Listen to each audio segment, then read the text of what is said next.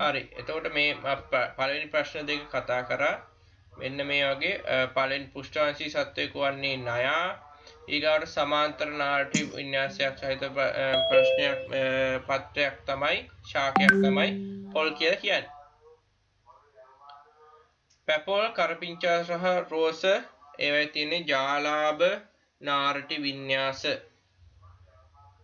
හරි ජාලාභ නාරටි වින්‍යාස තියෙන්නේ.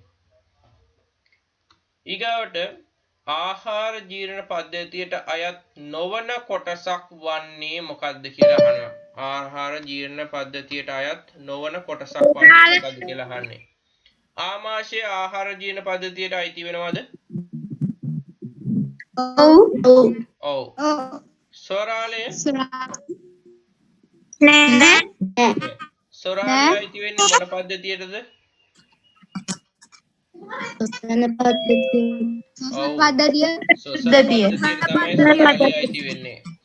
සොරාලය අයිති වෙන්නේ ශ්වසන පද්ධතියට. ඊගාවට අග්න්‍යාශය අයිති වෙනවද ආහාර ජීර්ණ පද්ධතියට? ඔව්. ඔව් අයිති වෙනවා. අග්න්‍යාශය අයිති වෙනවා. ඊගාවට මහාන්ත්‍රය අයිති වෙනවා. මේවා ඔක්කොම අයිති වෙනවා. සොරාලය තමයි අයිති වෙන්නේ නැත්තේ මේ ආහාර ජීර්ණ පද්ධතියට. ඒක අයිති වෙන්නේ ශ්වසන පද්ධතියට. බලන්න ඔයගොල්ලන්ට මම ඒකේ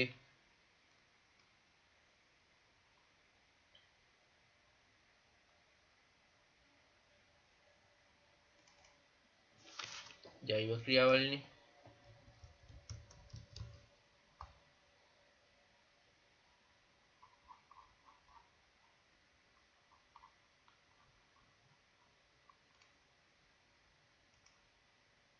මේ බලන්න මේ තියෙන්නේ ආහාර ජීර්ණ පද්ධතිය. හරි. සොරාලයේ තියෙන්නේ පුතේ මෙන්න මෙතන. මම මේක ලොකු කරලා පෙන්නන්නම් පොඩ්ඩක්. මෙහෙම ගත්තාම සොරාලයේ තියෙන්නේ මෙන්න මෙතන. ඒක ආහාර ජීර්ණ පද්ධතියට අයිති කොටසක් නෙමෙයි. ඒක ශ්වසන පද්ධතියට අයිති කොටසක්. ආහාරය යන්නේ මෙන්න මේම රතු පාටින් අඳින මාර්ගය ඔස්සේ ඔහොම පහළට යන්නේ. හරි. එහෙමයි පහළට යන්නේ. අග්න්‍යාශය මේ බලන්න අග්න්‍යාශය තියෙන මම එකත් ලොකු කරලා පෙන්නන්නම්. ආහාර ජීර්ණ පද්ධතියට තමයි අග්න්‍යාශය සම්බන්ධ වෙන්නේ. හරි. ආහාර ජීර්ණ පද්ධතියට තමයි අග්න්‍යාශය සම්බන්ධ වෙන්නේ. ඒකට ඒකත් ආහාර ජීර්ණ පද්ධතිය. ඊගාවට කුඩාන්ත්‍රය මහාන්ත්‍රය මේ ඔක්කොම ආහාර ජීර්ණ පද්ධතියට අයිති වෙන්නේ. හරි.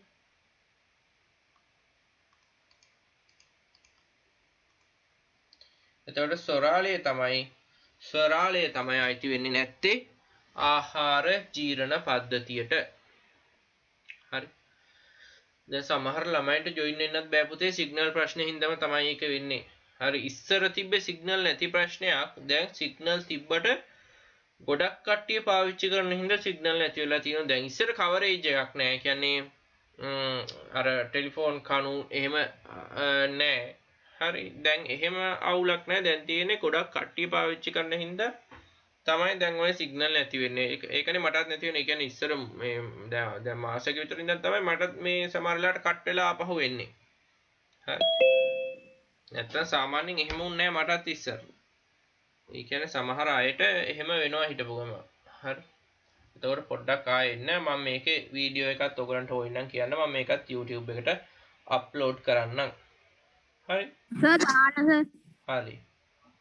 ඊගාවට හතරවෙනි එක නිවසේ හමු වෙන අම්ලයක් වන්නේ පහත ඒවෙන් කවරක්ද කියලා අහනවා. මොකද්ද පුතේ තියෙන අම්ලය? විනාකිරි. ඔව් විනාකිරි තමයි අම්ලයක් වෙන්නේ. මොකද සබන් දියර කියන්නේ අම්ලයක්ද බෂ්මයක්ද ළමයි? බෂ්මයක්. මාළු කියන්නේ බෂ්මයක්. ඊගාට ලුණු ද්‍රාවණය කියන්නේ උදාසීන ද්‍රව්‍යයක්. ඔව් උදාසීන ද්‍රව්‍යයක්. වදමල් තැඹූ ජලය කියන්නේ දර්ශකයක්. ඔව් හරියට හරි ඔයගොල්ලෝ. හරි.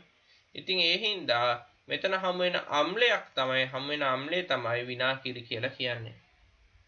හරි. විනාකිරි.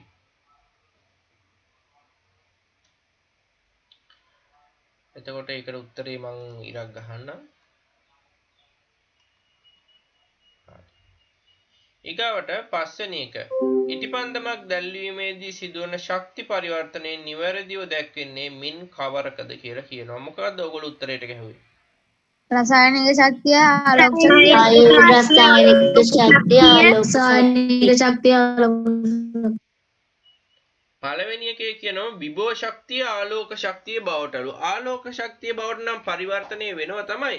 හැබැයි ඒ පරිවර්තනය යන්නේ විභව ශක්තියක් නෙමෙයි. ඉටිපන්දමේ විභව ශක්තියක් නැහැ. හරි. ඒකේ අපි කියන්නේ ඒකේ තියෙන විභව ශක්තිය ආලෝක ශක්තිය බවට පරිවර්තනය වෙන්නේ නැහැ. සාමාන්‍යයෙන් ඉටිපන්දම වුණත් සාමාන්‍යයෙන් පොළොවට වඩා ඉහළින් දෙන විභව ශක්තියක් තියෙන්න පුළුවන්. හැබැයි ඒ තියෙන විභව ශක්තිය නෙමෙයි මේ ආලෝක ශක්තිය බවට පරිවර්තනය වෙන්නේ. ඉටිපන්දම එහෙනම් අපි කොහෙන් හරි උඩකින් තිබ්බාම ආලෝකය දෙන්න ඕනි එහෙනම්. එහෙම දෙන්නේ නැහනේ. අපි ඉටිපන්දම දැල්ලුවාම තමයි ආලෝකය දෙන්නේ. ඒ දැල්ලුවාම එතන දහනයක් සිද්ධ වෙනවා. දහනය කියන්නේ රසායනික විපර්යාසයක්. අපි ඒව කතා කරනවා 8 වෙනි වසරේදී සහ 9 වෙනි වසරේදී සහ 11 වෙනි වසරේදී. රසායනික විපර්යාසයක් තමයි එතන සිද්ධ වෙන්නේ. හරි. රසායනික ඉටි කියලා කියන්නේ පැරෆින් දහනය වුණාම එතෙන් දහනයකදී අනිවාර්යයෙන්ම ගොඩක් වෙලාවට දැල්ලක් හැදෙනවා. ඒ දැල්ලෙන් ආලෝකය නිකුත් වෙනවා. එතකොට පැරෆින් කියන ඉටි කියන්නේ පැරෆින්. මේ පැරෆින් වල තියෙන රසායනික ශක්තිය තමයි ඒව දහනය වෙලා තමයි දැල්ලක් හටගන්නේ. ඒ දැල්ලේ තමයි ආලෝක ශක්තිය තියෙන්නේ. එතකොට උත්තරේ වෙන්න ඕනි රසායනික ශක්තිය. අපි එකපාරට මෙතෙන්ට උත්තරේ ගහලා ඉවරලා ඊගාව ප්‍රශ්නෙට යන්නේ. ඊගාව තියෙන උත්තර දෙකක් බලනවා. හරිද? මෙතෙන්දි කියනවා තුන්වෙනි එක ආලෝක ශක්තිය රසායනික ශක්තිය බවට කියලා නෑ. ඒක වෙන්නේ මොකක් හරි ආලෝක ශක්තිය බවට තමයි මෙතෙන්දි පරිවර්තනය වෙන්නේ. තාප ශක්තිය හෝ ආලෝක ශක්තිය බවට.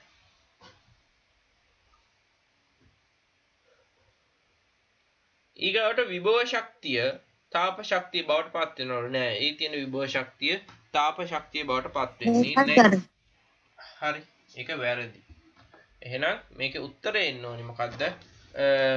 විභව ශක්තිය තාප ශක්තිය බවටත් නෙමෙයි. විභව ශක්තිය ආලෝක ශක්තිය බවටත් නෙමෙයි. ආලෝක ශක්තිය රසායනික ශක්තිය බවටත් නෙමෙයි. උත්තරේ එන්න ඕනි රසායනික ශක්තිය ආලෝක ශක්තිය බවට. මේවා ඔයගොල්ලෝ හරිනම් ඔය දැන් ආපු අයට මම කියන්නේ මේවා හරිනම් හරි දාගන්න. ලස්සනට හරි දාන්න මේ මන් දානවා කියලා දාන්න එපා. ලකුණු දාගන්න. ලකුණු දෙක ගානේ දාගන්න එකකට හැම එකකටම. හරි. ලකුණු දෙක ගානේ දාගන්න.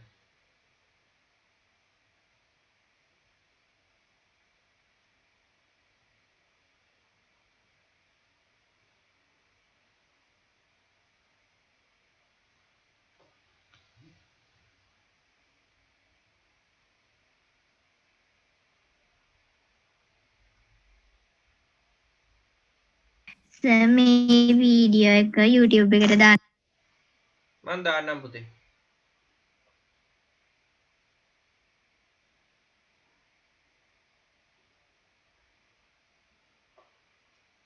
හරි. ඊගාවට සංයුක්ත ආලෝක අන්වීක්ෂයේ උපනෙත හා අවනත ලෙස යොදන කාච පිළිවෙලින් වන්නේ පිළිවෙලින් පහත සඳහන් කවර කාච යුගලද? සංයුක්ත අන්වීක්ෂය අපි බලමු අන්වීක්ෂ භාවිතය කියන පාඩමේ මම ඔයගලන්ට මේ රූපයකුත් දුන්නා බිත්තිය අලෝ ගන්න කියලා. මතකද දන්නේ අලෝ ගන්න තියනවද දන්නේ? තියනවද බිත්තිය තාම?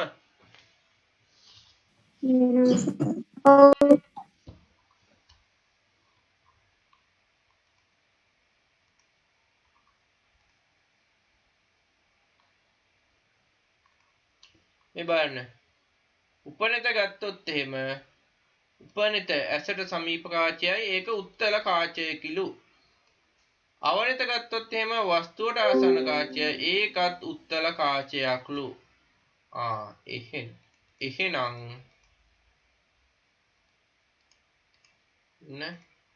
එහෙනම් සංයුක්ත ආලෝක අන්වීක්ෂයේ උපනිත හා අවනිත යොදන කාච වන්නේ පිළිවෙලින් උත්තල සහ උත්තල කාච.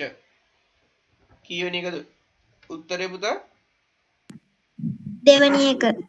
දෙවෙනි එක තමයි උත්තරේ. අවතල කාච ගන්න සර් හරි අවතල කාච යොදාගන්නේ නෑ අපි වස්තුන් විශාල කරලා බලන්න. හරි උත්තල කාච තමයි බලන්න. ඒකටත් හරිනම් හරි දාගන්න.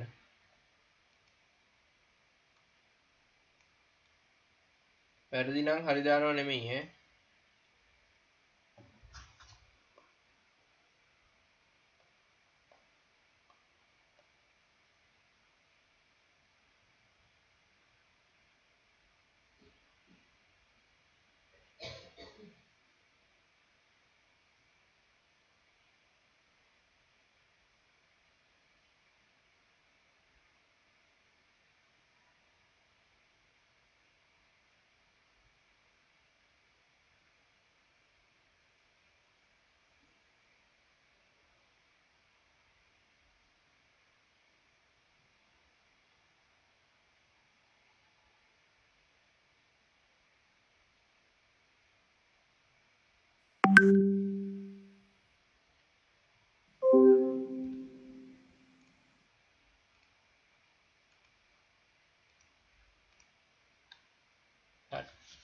එතකොට මෙතන එන්න ඕනි දෙකම උත්තල කාච දෙවෙනි උත්තරේ තමයි එන්න ඕනි.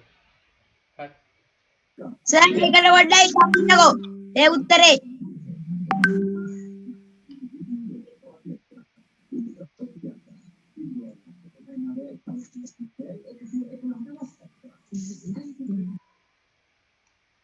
ඔන්න එන්න.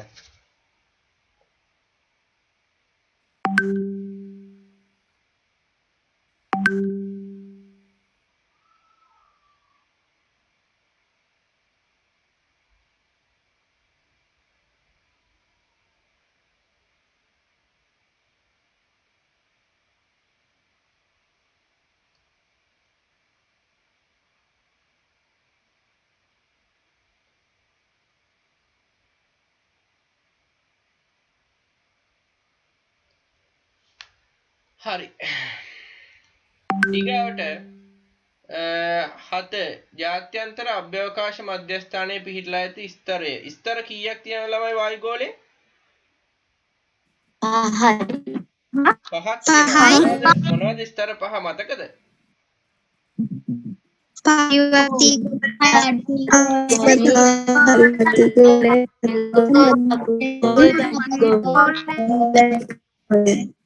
පස්මතාප පරිවර්තී ගෝලය ස්තර ගෝලය තාප ගෝලය මධ්‍ය ගෝලය තාප ගෝලය බහිර්ගෝලය. ඔය තමයි ගෝල 5 වෙන්නේ. හරි ස්තර 5. හරි ඕකෙන් ජාත්‍යන්තර අභ්‍යවකාශ මධ්‍යස්ථානයේ පිහිටලා ඇත්තේ මොන ස්තරේද? මොන ස්තරේද?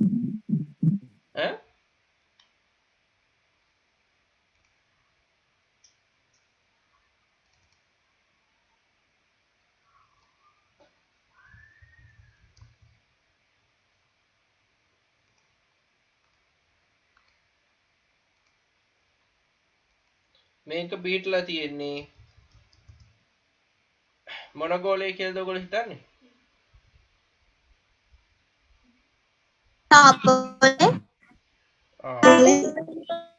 තාප ගෝලයේ තියෙන්නේ මේ තාප ගෝලයේ විශේෂ ලක්ෂණ වල දීලා තියෙනවා. ජාත්‍යන්තර අභ්‍යවකාශ මධ්‍යස්ථානයේ මෙහි පිහිටයි කියලා තියෙනවා. මේ මන් දීලා තියෙනවා. හරි. සර් ඒක ගෝලය කියන්නේ නෑනේ. කියනවා සර් මේ තාප ගෝලයේ තියෙනවා පොඩ්ඩක් ඒ උත්තරේ පොඩ්ඩක් එහාට මෙහාට වෙලා තියෙන්නේ මේ තියෙන්නේ. අයියෝ. අදත්තවුල්.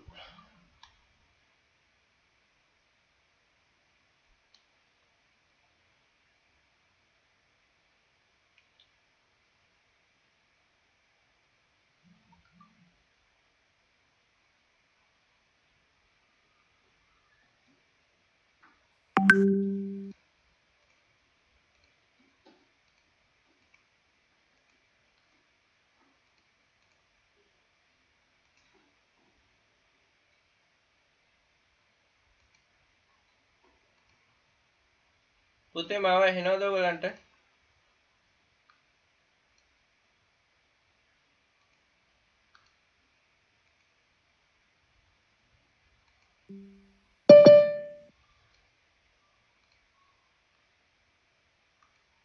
පුතේ මාව ඇහෙනවද ඔයගලන්ට?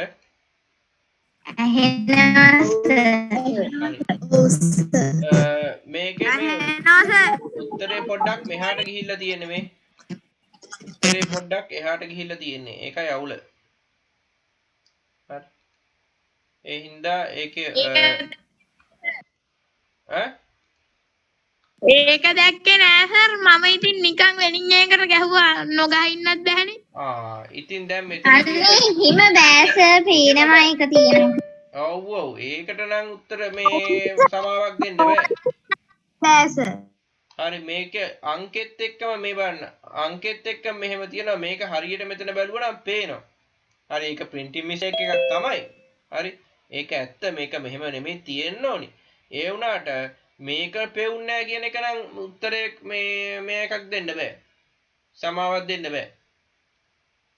හරි අනිත් දැන් කොහොමද දැනගෙන ඉන්න එක්කෙනෙක් කොහොමද දන්නවනේ ස්තර ගෝලීය මධ්‍ය ගෝලීය බහිර් ගෝලීය මේ ජාත්‍යන්තර අභ්‍යවකාශ මාධ්‍යස්ථානේ නෑ කියලා. හරි ඒක හරියට බැලුවනම් පේනවා මෙතන මොකක් හරි අවුලක් ගිහිලා තියෙන්නේ කියලා. මේක එන්ටර් වෙලා නෑ. මේක ඊගා මේකට ගිහිලා නෑ. ඒකයි වෙලා තියෙන්නේ. හරි. එතකොට ඒකට උත්තරේ එන්න ඕනි තාප ගෝලය. ඊගාවට කරුමුල් සහිත ශාකයක් වන්නේ කරුමුල් තියෙනවා කෛරුමුල් තියෙනවා මේ දෙක තමයි මෙතන පටලලා තියෙන්නේ. වැටකෙයියාවල තියෙන කරුමුල්ද කෛරුමුල්ද? කෛරුමුල්. රම්පේ වල තියෙන කරුමුල්ද කෛරුමුල්ද? කෛරුමුල්. ඊගාවට හිරල වල තියෙන්නේ මොනවද? වායුද්‍රමුල්. එතකොට නුග වල තමයි මෙතන කරුමුල් තියෙන්නේ. නුග තමයි උත්තරේ.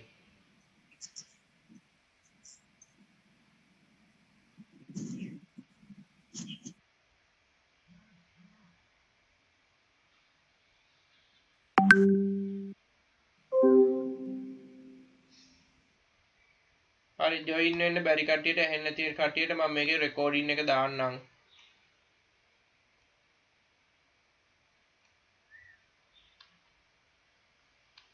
ඊළඟට 9 රූපයේ පරිදි අංශක 90ක කෝණයකින් තැබූ දර්පණ දෙකක් අතර තැබූ වස්තුවක දැකිය හැකි ප්‍රතිබිම්බ ගණන වනුයේ කීයද ළමයි කොහොමද හදාගන්නේ මේක මම හදන හැටි කිව්වා ප්‍රතිබිම්බ ගණන 360 කෝණේ අංශක ගණයෙන් ඊට පස්සේ එකක් අඩු කරන්න ඕනේ. 360න් අපිට දීලා තියෙන අංශක ගාන බෙදන්න ඕනි. අංශක ගාන බෙදලා ඒකෙන් එකක් අඩු කරන්න ඕනි. එකක් අඩු කරපුවාම අපිට එනවා මොකද්ද තියෙන ප්‍රතිබිම්බ ගාන කියලා. 360 90න් බෙදපුවාම 4යි. 4න් එකක් අඩු කරපුවාම 3යි. එතකොට මේකදී හැදෙන ප්‍රතිබිම්බ ගාන කීයද? 3යි. හරි. ප්‍රතිබිම්බ 3යි. හරි නම් හරි දාගන්න. ලකුණු දෙකකුත් දාගන්න.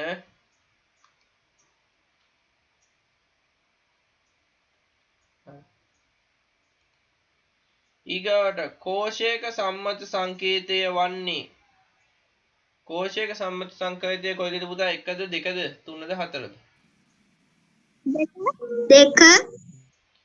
2. ඔව් කෝෂයක සම්මත සංකේතය මෙතන තියෙන්නේ අංක 2. පළවෙනියට මොකද්ද තියෙන්නේ? මේ මොකද්ද?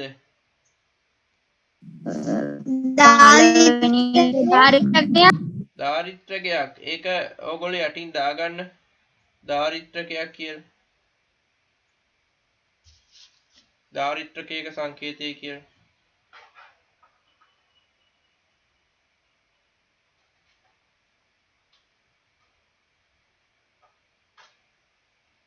හරි සර්. ඊගාවට තුන්වෙනි එක මොකද්ද ළමයි? .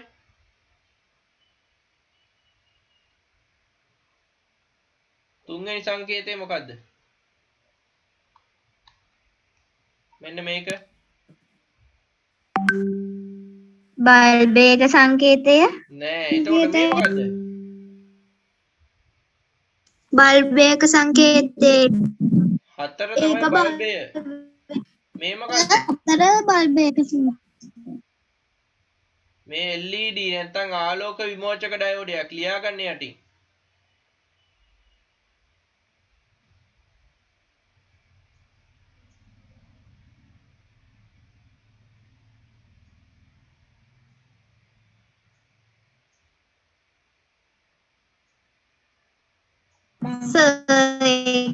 කියන්නකෝ. LED නැත්නම් ආලෝක විමෝචක ඩයෝඩය.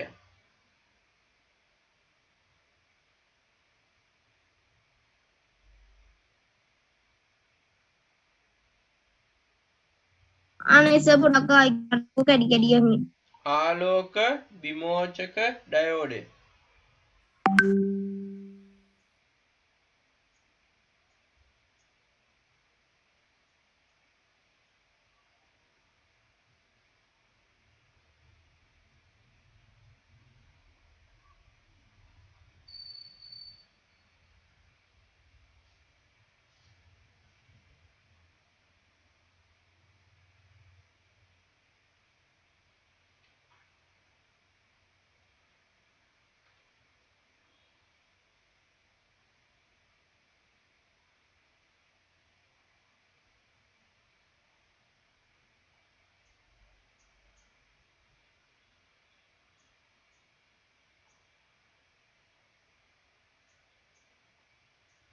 ඊගාවට හතරවෙනි එකෙන් පෙන්වන්නේ බල්බය.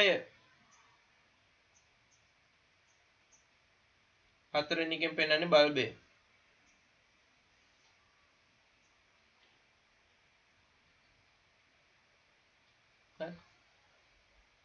හරි 11 වෙනි ප්‍රශ්නය. දැන් මේකට එන්න ඕනේ මේක මේකට මේක. ඊගාට පිළිවෙලින් තන්තු පටල වාතයේ කම්පණය වීමෙන් හඬ උපදවන භාණ්ඩ ඇතුළත් වන පිළිතුර වන්නේ පහත සඳහන් කවරක්ද? කොයිකද ළමයි? ගිටාරය දවුල හොරණෑව. දවුල හොරණෑව. තන්තු වලට හරියන උත්තරයක්. වයලීනයේ තන්තු එක හරි, ගිටාරයේ තන්තු එකත් හරි. තම්මැට්ටම තන්තු නෙමෙයි හින්දා එක ගන්න බෑ. වීණාව තන්තු එකත් හරි. ඔන්න අපි පළවෙනියටම එක උත්තරයක් අයින් කළා දැන් අපිට මේක වැඩක් නේද? ඊගාවට අපි බලනවා ඊගාවට අපිට කියලා තියෙන මොනවද? පටලනේ. බටන ලාව ගත්තොත් පටල නෙමෙයි එහෙනම් ඒක වැරදි. මේක වැඩක් නෑද? ඒක වැරදි. තුන්වෙනි ගත්තොත් දවුල. ඒක දැන් වෙනකන් හරි. ඒක හරි. හතරවෙනි එක ගත්තොත් උඩක්කිය. ඒකත් හරි. දැන් ওই දෙක අතර තමයි දෝලණය වෙන්නේ. ඊගාවට වාතයේ කම්පණය වීමෙන්. දැන් බලනවා මේ දෙකේ වාතයේ කම්පණය හොරණෑ වාතයේ කම්පණය වීමෙන් අන්න හරි. මෙතන තියෙන තබ්ලා පටල එහෙනම් ඒක වැරදි. එහෙනම් උත්තරේ මොකද්ද? තුන්වෙනි එක. හරි. අංක 3 තමයි උත්තරේ වෙන්නේ. දාගන්න දාලා ලකුණු දාගන්න.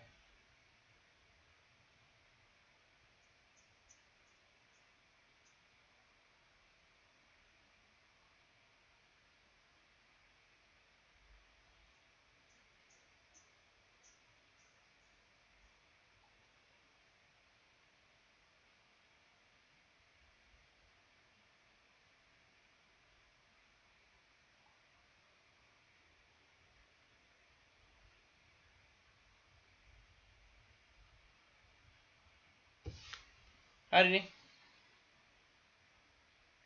හරිද?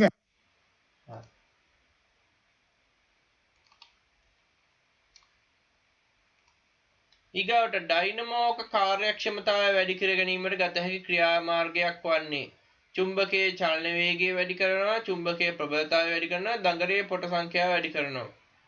මේ තුනෙන් කොයික කරොත්ද ප්‍රබලතාවය වැඩි කරගන්නේ? පුළුවන් ළමයි? ඒ හා A හා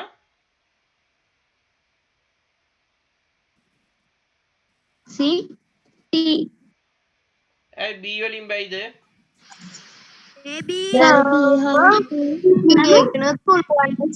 ප්‍රබලතාවය වැඩි කරාම බල රේඛා ගාන වැඩි වෙනවා. සර් හතරවෙනි උත්තරේ A B හා C. ඔව් සර් උත්තරේ එන්නේ චුම්බකයේ චලන වේගය වැඩි කරපුවාම විදුලිය හැදෙන කාර්යක්ෂමතාවය වැඩි වෙනවා. ඒ කියන්නේ උදාහරණයක් ගත්තොත් එහෙම ඩයිනමෝවක් දැන් ওই බයිසිකල් ඩයිනමෝවේ තියෙන වේගයෙන් පදින්න එළිය වැඩි බල්බ් එක. ඒ කියන්නේ වැඩි විද්‍යුතයක් දෙනවා. වේගයෙන් පදිනවා කියන්නේ වේගයෙන් ඩයිනමෝව කැරකෙවෙනවා. වේගයෙන් අර චුම්බකයේ චලනය වෙනවා. හරි. එතකොට හදන වේගය මේ විදුලිය හදන ප්‍රමාණය වැඩි වෙනවා.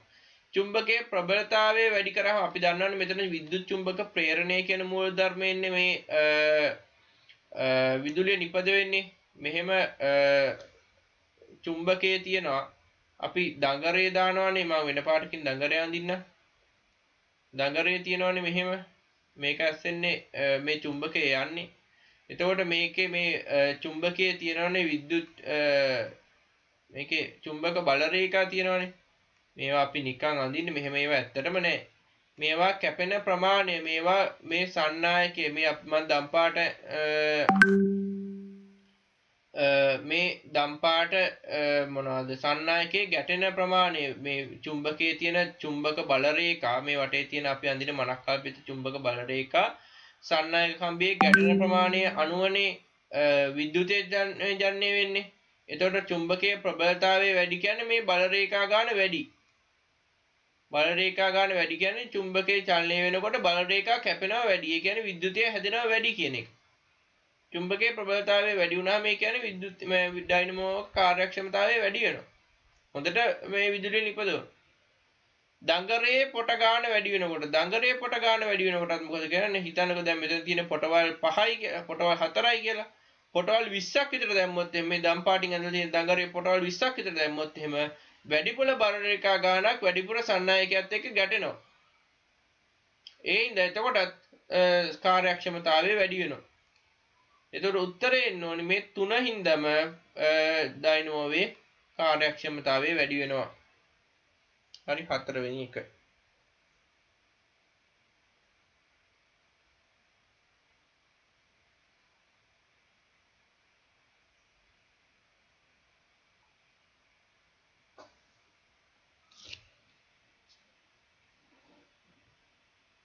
හරි ඊගාවට පහත ඒවායින් සත්‍ය වන්නේ ඉන්න පොඩ්ඩක් මම උඩට ගන්න පේපර් එක.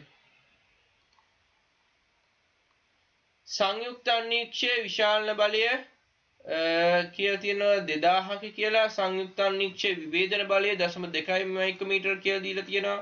ඊගාවට ඉලෙක්ට්‍රොනික අනීක්ෂයක විභේදන බලය 0.0.0.5 කියලා දීලා තියෙනවා. හරි මොනවද ළමයි මේවෙන් හරි? A B හා C.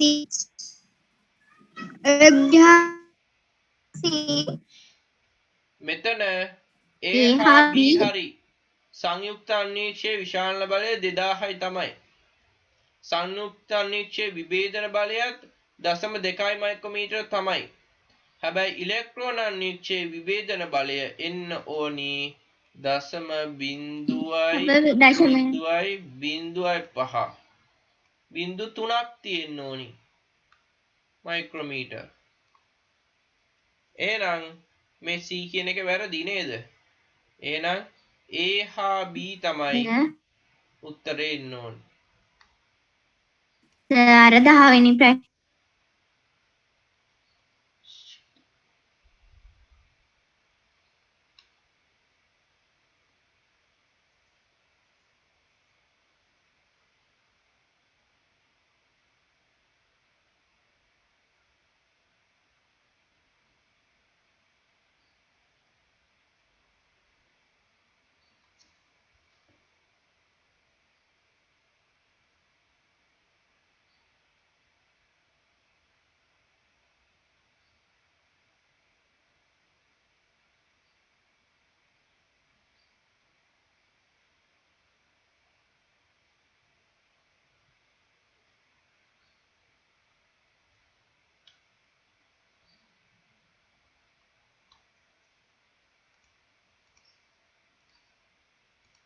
මොකක්ද මන්දිය ඇහුවේ?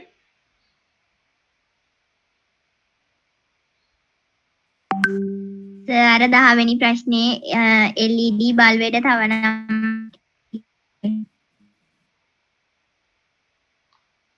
10 වෙනි ප්‍රශ්නේ LED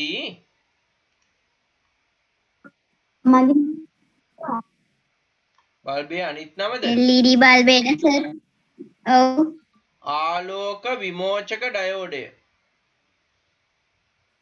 ලියාගන්න.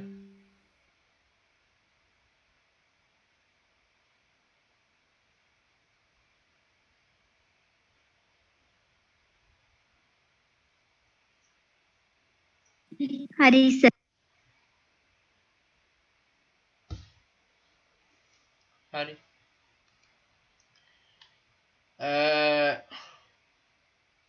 එතකොට මේකට උත්තරේ එන්නේ A හා B පළවෙනි උත්තරේ 13ට පළවෙනි එක. හරි නම් ලකුණු දෙකක් දාගන්න නැත්නම් හිතට අවංකව වැරද්දක් දාගන්න. 14 වාහනයක රේඩියේටරයකට ජලය යෙදීමට හේතුව වෙනුවේ ජලයේ පහත කිනම් ගුණය ප්‍රයෝජනයට ගෙනද? කිනම් ගුණයද? සිලනකාරක ගුණය. සිලනකාරක ගුණය. සිසිලන කාරක ගුණය.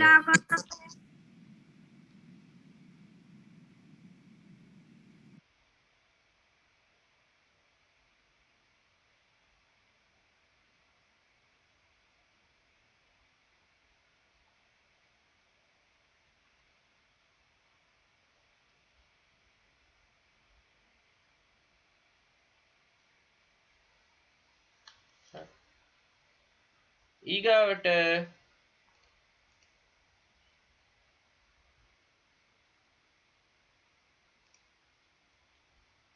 භූතැටි මායිම් වැඩි ප්‍රමාණයක් පිහිටා ඇත්තේ කොයිද පිහිටලා තියෙන්නේ? මුහුදු පතුලේ මුහුදු පතුලේ තමයි භූතැටි මායිම් වැඩි ප්‍රමාණයක් පිහිටලා තියෙන්නේ. හරිනම් ලකුණු දෙකක් දාගන්න. නැත්නම් වැරදි දාගන්න.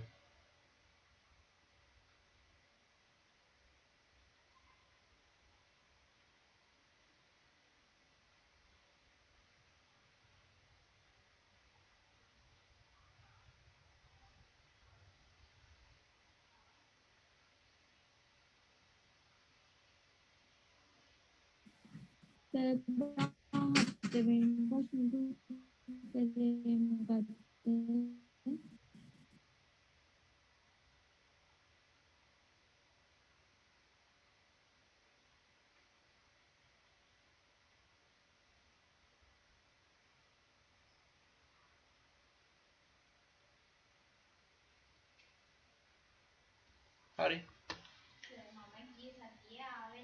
ඊගාවට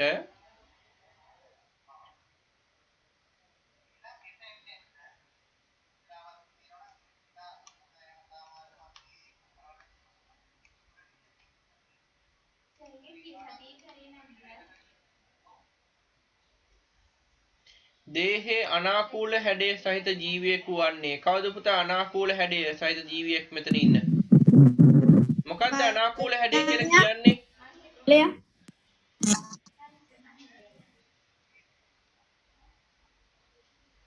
අනාකූල හැඩය කියන්නේ මොකක්ද?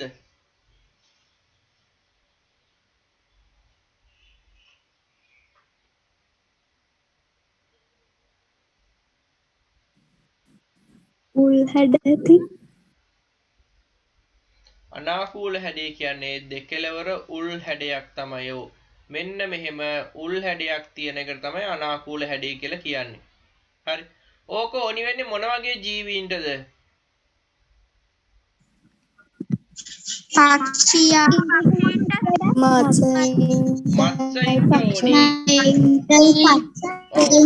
මත්ස්‍යයින්ටයි පක්ෂීන්ටයි තමයි ඕනි. මත්ස්‍යයින්ට ඕනි ජලයේ තියෙන බාධකය ප්‍රතිරෝධය මැඩගෙන ඉස්සරහට යන්න මත්ස්‍යයින්ට ඕනි.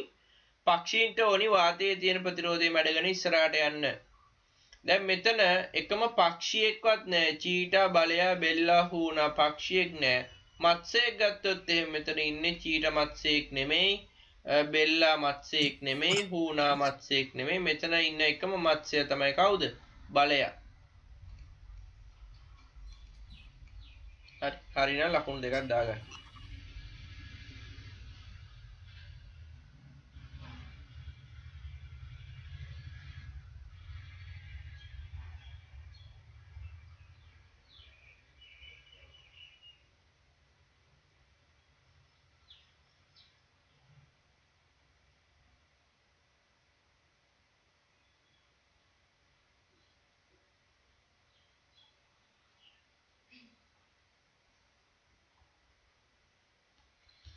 ඊගාවට ජීවි දේහයේ සංවිධාන මට්ටම් අනුව වඩාත්ම සංකීර්ණ පද්ධතිය සංකීර්ණ මට්ටම වන්නේ. හරි මෙතන අපි බැලුවොත් එහෙම එන්නේ කොහොමද එන්නේ? සෛල එනවා. ඊගාට සෛල වලින් හැදෙන මොනවද? පටක හැදෙනවා. ඊගාවට පටක වලින් අවයව හැදෙනවා. අවයව වලින් පද්ධති හැදෙනවා. පද්ධති වලින් ජීවියා හැදෙනවා. එතකොට සංකීර්ණම මේ කොටස තමයි සංකීර්ණ මට්ටම තමයි ජීවියා. මෙතන එකම තැනකවත් ජීවියා නැහැනේ. එහෙනම් ඊගාවටම සංකීර්ණ ඊගාවට තියෙන සංකීර්ණ පද්ධතිය තමයි පද්ධති. මෙතන තියෙන පද්ධති. එතකොට සංකීර්ණ මට්ටම වන්නේ පද්ධති. හරිනම් හරි දාගන්න ලකුණු දෙකක් දාගන්න.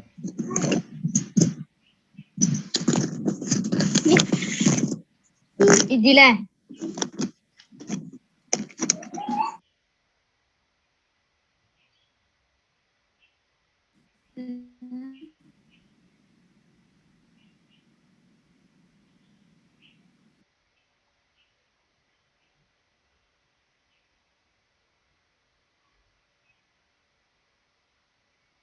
හරිනේ.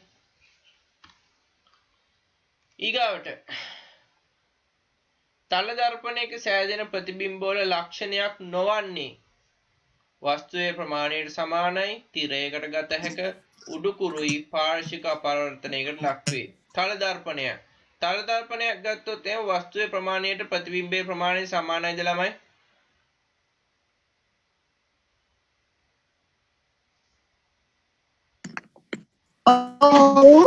ඔව්. ඔයා ගානම තමයි ඔයාගේ ප්‍රතිබිම්බය තියෙන්නේ. හරි ඔයා ගානම තමයි ඔයාගේ ප්‍රතිබිම්බය තියෙන්නේ. ඊට පස්සේ තිරයකට ගත හැක. තිරයකට ගන්න පුළුවන්ද ප්‍රතිබිම්බය?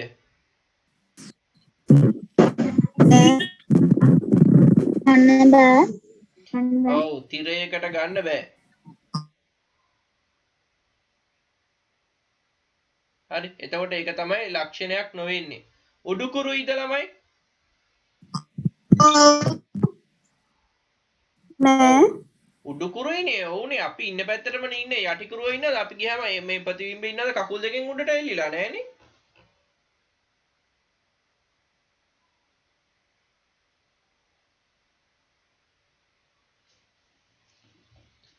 පාර්ශ්වික අපවර්තනයකට ලක් වේ. පාර්ශ්වික අපවර්තනය කියන්නේ පැත්ත මාරු වෙනවා. පැත්ත මාරු වෙනවද ළමයි තල දර්පණයකදී? ඔව් මාරු වෙනවා. මම ඔක කියලා තියෙනවා. ගිහින් බලන්න ඔයා කණ්ණාඩියක් ඉස්සරහට ගිහිල්ලා ඔයාගේ දකුණු අත උස්සලා බලන්නකෝ. හරි. මම ඔය ඇහැක් පියන්නේ එහෙම කියලා ඔයා කියලා තියෙනවා. හරි. එතකොට ඔයා දකුණු අත ඉස්සුවොත් එහෙම එයා උස්සන්නේ එයාගේ වම් අත. හරි. ඒ කියන්නේ පාර්ශ්වික අපවර්තනයකට නැත්නම් පැත්ත මාරු වීමකට මේ ලක් වෙනවා. හරි. එතකොට උත්තරය තමයි මොකද්ද? තිරයකට ගත හැක. හරිනම් හරි දාගන්න, වැරදි නම් වැරදි දාගන්න. හරි.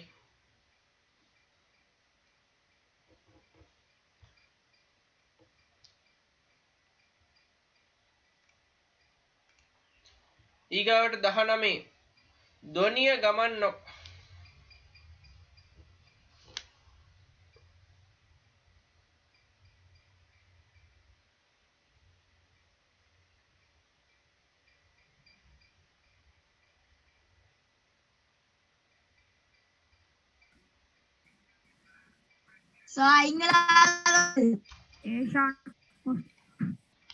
හරිනේ මාව ඇහෙනවනේ පුතේ? ඔව් සර්. හරි. ධ්වනිය ගමන් නොකරන්නේ. ධ්වනිය වාතය තුලින් ගමන් කරනවද? ඔව්. ධ්වනිය වාතය තුලින් ගමන් කරනවා. ඒ කියන්නේ ඔයගොල්ලන්ගේ ෆෝන් එකේ ඉඳලා මං කියන එක ඔයගොල්ලන්ගේ කනට ඇහෙන්නේ. වාතය තුලින් ගමන් කරනවා. මුහුදු ජලය තුලින් මුහුදු නෙමෙයි ඕනිම ජලයක් තුලින් හරි කරදිය වේවා මිරිදිය වේවා කිවුල් දිය වේවා ඕනිම එකක් තුලින් ගමන් කරනවා. එයින්ද මුහුදු ජලය තුලින් ගමන් කරනවා කියන එක හරි. හරි.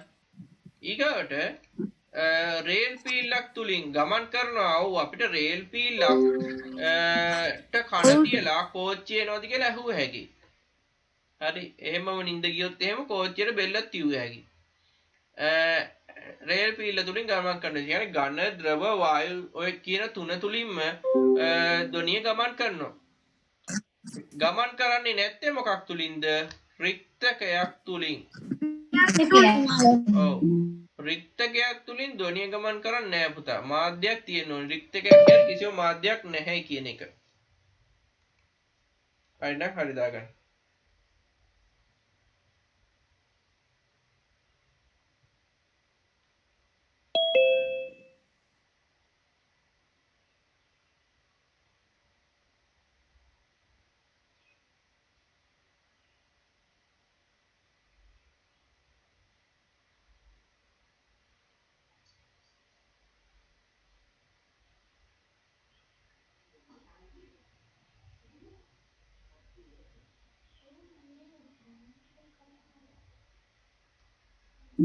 සර්. ඕ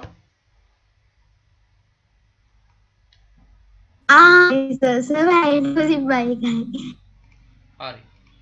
ඊගාට කිලෝමීටර් 2900ක් පමණ ගණන් එකමින් යුත් පෘථිවි ස්තරය වන්නේ මොකද්ද? ප්‍රාවරණය. ප්‍රාවරණය.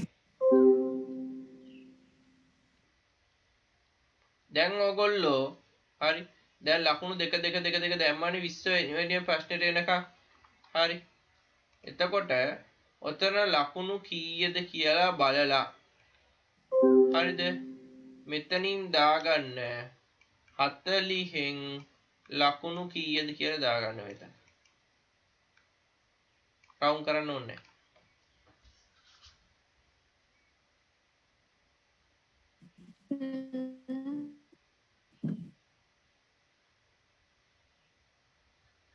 සර් 20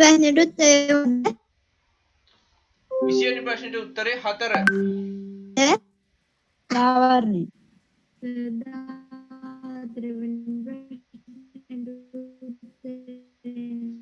විමාජි කියන එක ඇහෙන්නේ නැහැ පුතේ. මට chat එකට දාන්න පුළුවන්ද මැසේජ් එකක්? මට ඇහෙන්නේ නැහැ කියන එක.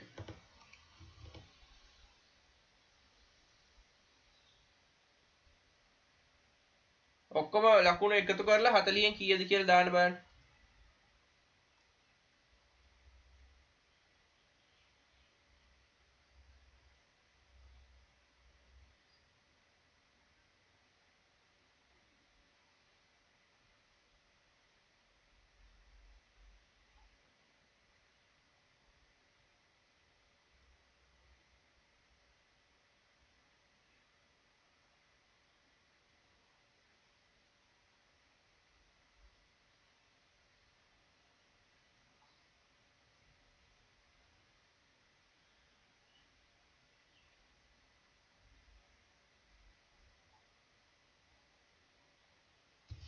හරි නේද? සර් මගේ 40න් 41 කෙනෙක් ඉන්නවා. හිමාෂා කවිෂ 34යි ඒෂාන් 34යි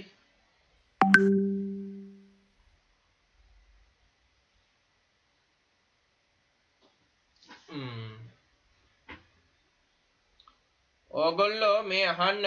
හරි මේ ප්‍රශ්න වලට අංක ලකුණු දෙක දෙකනේ. දැන් මේ දෙක දෙක එකතු කරන්න හොඳේ. මට මේ සමහරු පේන විදියට එහෙම එකතු කරලා නැහැ වගේ.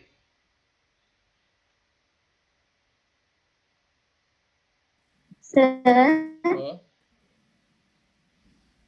මේ ලකුණු ෂට් එකට දාන්න ඕන.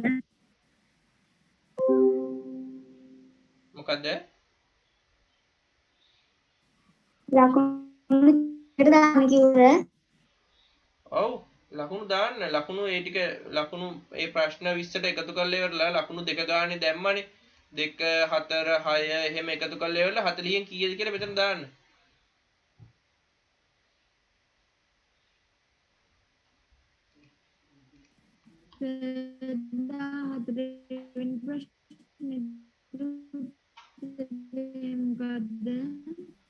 විමාශි අනේ මැසේජ් එකක් දාන්නකෝ පුතේ. ඔය මොකක් හරි ප්‍රශ්නයකට උත්තරයක් නේද අහන්නේ? මට මේ ප්‍රශ්න අංකේ දාන්න. මම උත්තරේ කියන්නම් එතකොට.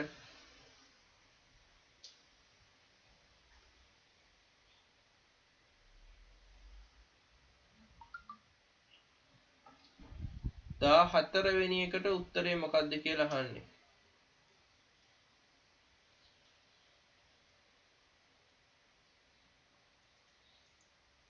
14 වෙනි එකට උත්තරේ 4 පුතේ. සර් chat එකට මේ මැසේජ් එක යවන්න බෑනේ. send වෙන්නේ නැහනේ සර්. මොකද? සර් මැසේජ් එක send වෙන්නේ නැහනේ. ඇයි ඒ? දන්නේ සිග්නල් ලවුලක් තමයි ඇත්තේ. අනිත් අය chat කරනවා මේ දාලා තියෙනවා. ඔව්සා අපිට යන්න හැකි.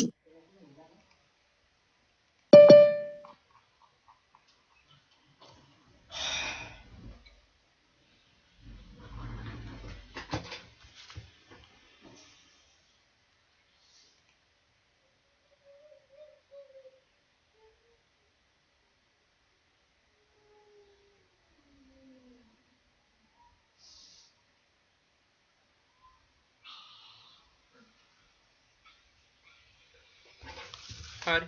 ඊගාවට සියලුම ප්‍රශ්න වලට පිළිතුරු සපයන්න කියලා තියෙනවා. පිළිතුරු සැපයීම සඳහා ඔබ සපයාගත් පිළිතුරු පත්‍ර භාවිතා කරන්න. ප්‍රශ්න පත්‍රයේ කිසිවක් නොලියන්න. ප්‍රශ්න පත්‍රයේ මොනවා හරි ලියලා තියෙනවා නම් ඒවට සම්පූර්ණයෙන්ම වැරදි දාන්න. හරි. වඩාත් සරල මට්ටම වන සෛලයේ සිට සංකීර්ණ මට්ටම වන ජීවිය දක්වා සංවිධාන මට්ටම් පහක් දැක්වේ. ඉහත A B C නම් කරන්න කියලා තියෙනවා. හරි. A කියන්නේ මොකද්ද? පටක අටක. B කියන්නේ මොකද්ද? අවයව අවයව. C කියන්නේ පද්ධති පද්ධති.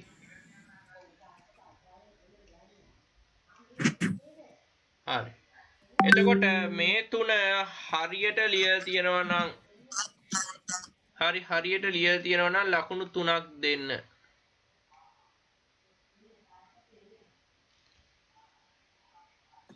ලියලා තියෙනවා නම් ඈ එකක් හරියට ලියලා තියෙනවා නම් මේ එකකට එක ගාන දෙන්න පුතා. එකක් හරියට ලියලා තියෙනවා නම් 1යි, දෙකක් හරියට ලියලා තියෙනවා 2යි, තුනක් හරියට ලියලා තියෙනවා 3යි.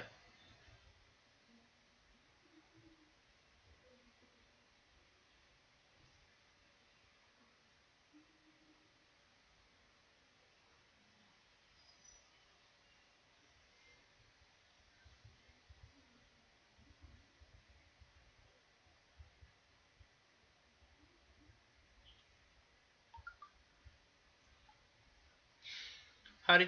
ඊගාවට පද්ධතියක් යනු කුමක්ද කියලා අහලා තියෙනවා. මොකද්ද පුතේ පද්ධතියක් කියලා කියන්නේ? සම්බදු කාර්යයක් හෝ කීපයක් එකතු වී පද්ධතියක් පොදු කාර්යයක් හෝ කාර්යයන් කිහිපයක් ඉටු කිරීම සඳහා අවයව කිහිපයක් එකතු වී හැඩගැසුණු සංවිධාන මට්ටම. ඒකට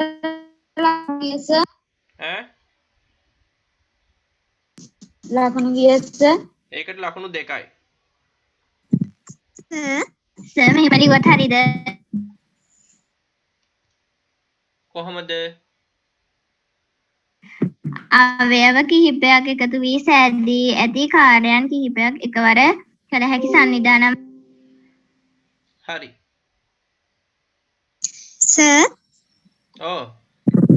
අවයව කිහිපයක් එකතු වී පද්ධතියක් සෑදේ. අවයව කීපයක් එකතු වී පද්ධතිය සාදී. එක ලකුණක් දෙන්න. පොදු කාර්යයන් හෝ කීපයක් ඒ කියන එක දාලා නැහැනේ.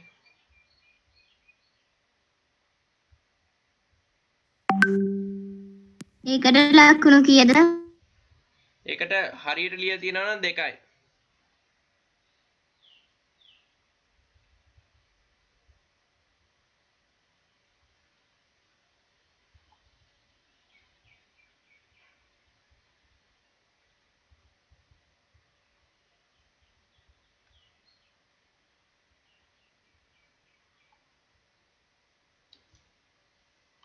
හරි. ඊගාවට ආහාර ජීර්ණ පද්ධතිය යනු මිනිස් දේහයේ ඇති පද්ධතියකි. මිනිස් දේහයේ ඇති තවත් පද්ධති දෙකක් නම් කරන්න. මොනවද තව පද්ධති? බහිස්ත්‍රාවී පද්ධතිය, අක්ටි පද්ධතිය, පේශි පද්ධතිය, ස්නායු පද්ධතිය,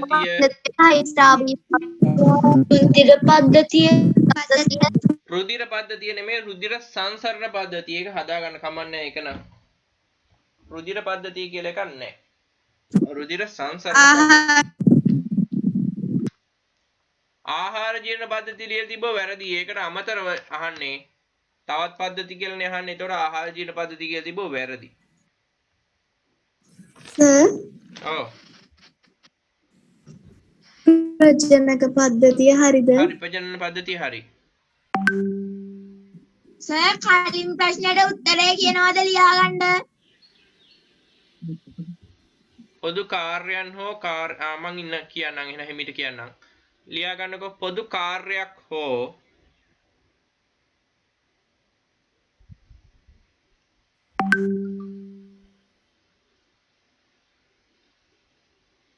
කාර්යයන් කීපයක් ඉටු කිරීම සඳහා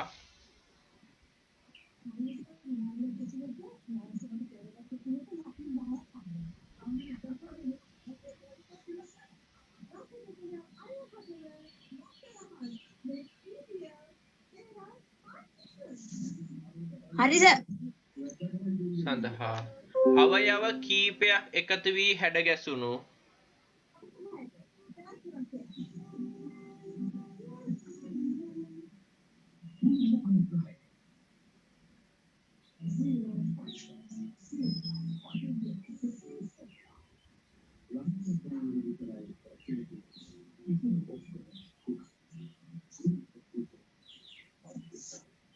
හරි සර්. අවයව කීපයක් එකතු වී හැඩ ගැසුණු සංවිධාන මට්ටම.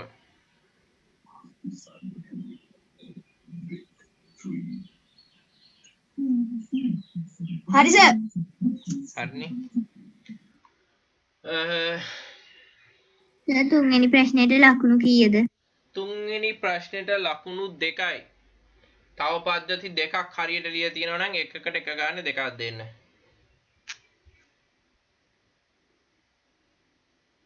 සර් කැඩි එන්නේ.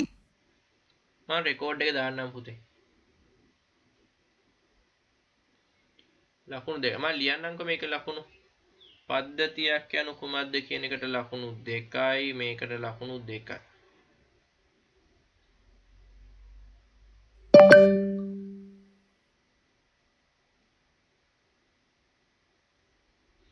ආහාර ජීර්ණ පද්ධතියේ රූප සටහන පහක් දැක්කේ එහි PQRS ලෙස දක්වා ඇති කොටස් නම් කරන්න කියලා තියෙනවා.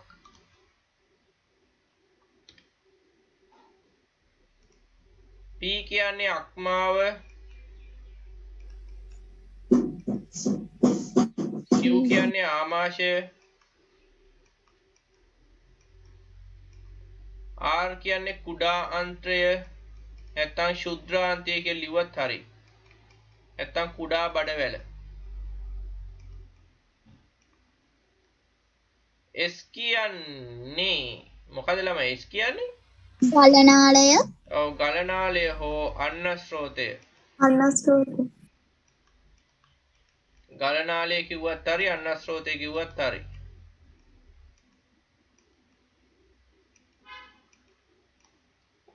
හරි. එතකොට එතන හතරවෙනි එකට ලකුණු 0.5 ගානේ දෙන්න. ඒ කියන්නේ හතරම හරිනම් ලකුණු 2යි. 3ක් හරිනම් 1.5යි. දෙකක් හරිනම් 1 ලකුණයි. එකක් හරිනම් ලකුණු 0.5යි. හරි. එතකොට ලකුණු 4ක් එන්න ඕනේ. 3ක් හරිනම් කීයද? 1.5යි.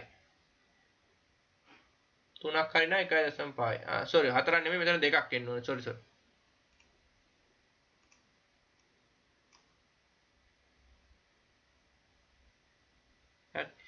ඊගාවට ආහාර ජීර්ණ පද්ධතියේ කෘත්‍ය කුමක්ද කියලා තියෙනවා. ආහාර ජීර්ණ පද්ධතියේ කෘත්‍ය තමයි සංකීර්ණ ආහාර සරල ආහාර බවට පත් කිරීමත් හා සරල ආහාර දේහයට අවශෝෂණය කිරීම.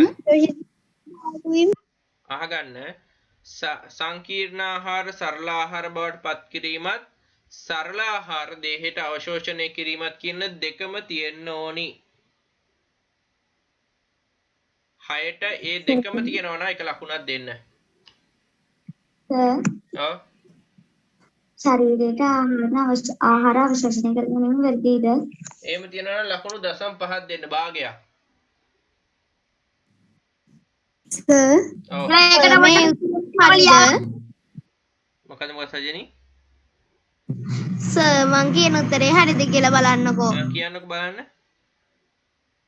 සංකීර්ණ ආහාර සරල ආහාර බවට පත් කර සරල ආහාර දේහයට අවශෝෂණය කරගෙන හරි. ලියාගත්තේ ඕක ඕෂදී. මේ සංකීර්ණ ආහාර කුඩා අංශ බවට පත් කර ශරීරයට අවශෝෂණය කිරීම හරිද? හරි ඒකත් හරි වැරදි නෑ. සර් ඒකට ලකුණු කීයක්ද? එක ලකුණ. ලියාගත්තේ නැති කට්ටිය ලියා ගන්න.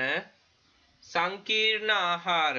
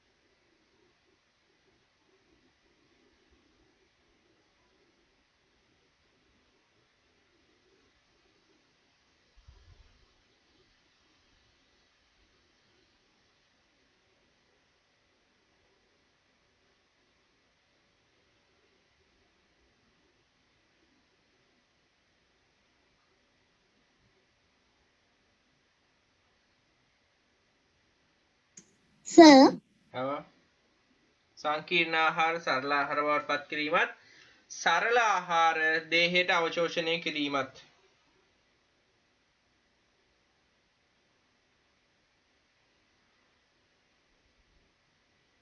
සරල ආහාර දේහයට අවශෝෂණය කිරීමත්.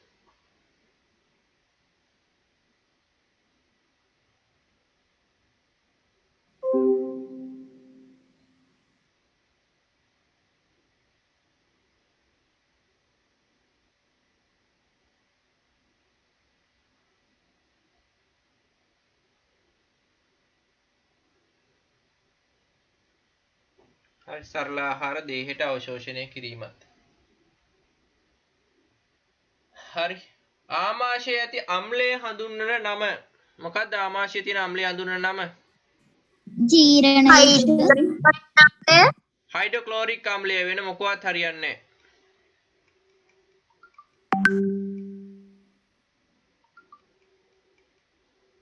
ඒකයි කියන්නකෝ. හයිඩ්‍රොක්ලෝරික් මේ ලියන්නේ මං හයිඩ්‍රොක්ලෝරික් අම්ලය ඒ ප්‍රශ්නෙට කීයද ලකුණු? එකයි.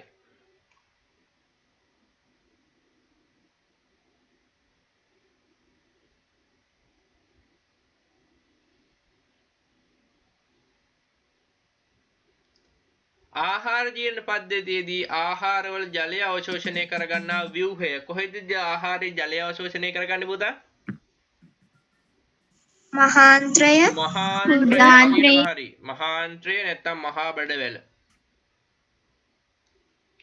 ඒක ලියලා තියෙනවා නම් ලකුණු දෙකක් දෙන්න.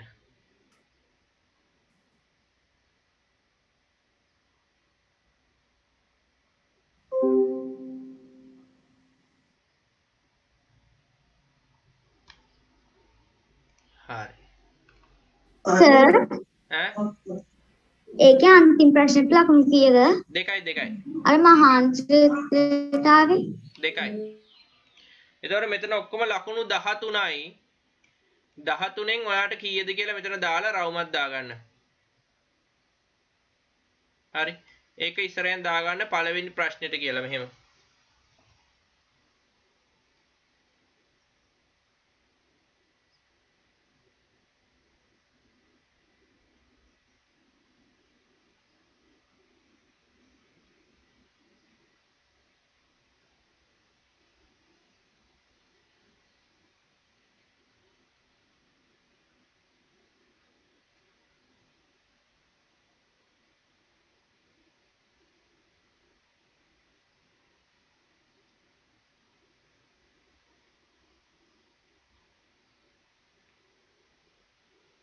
හරි.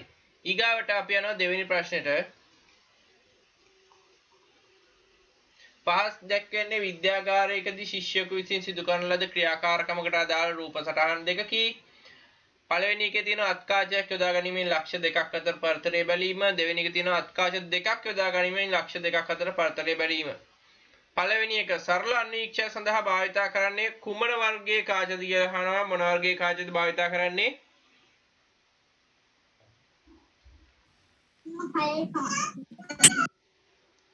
උත්තල කාච භාවිතා කරන්නේ. උත්තල කාච.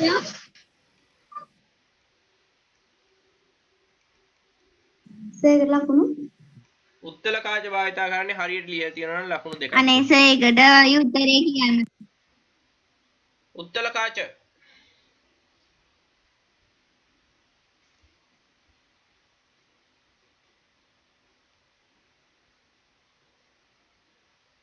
අමන්ඩි ලකුණු 38යිලු. හොඳයි.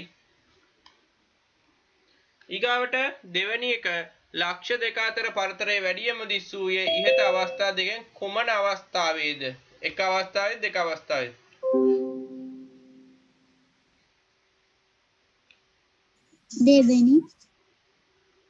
දෙවෙනි අවස්ථාවේ. ඒක අත්කාච දෙකයි යොදා ගනිමින් ලක්ෂ දෙකක් අතර පරතරය වලින් කියලා ඒකට උත්තර. ඔව් ඒක හරි. මේකම ලිව්වත් හරි. හරි. ලියලා තියෙනවා නම් ලකුණු දෙකක් දෙන්න. ලකුණු දෙක කියලා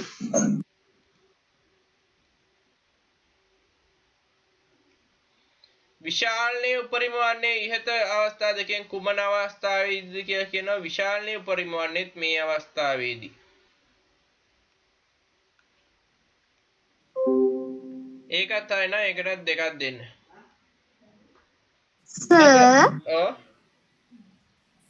සර් අර මේ උත්තර කාචේ උත්තරයක් තිබ්බේ ඒකට ලකුණු කීයක් දෙනවද? දෙකයි. මේ දාලා තියෙන ඉස්සරහ ප්‍රශ්නේ ඉස්සරහ ලකුණු දාලා තියෙන්නේ.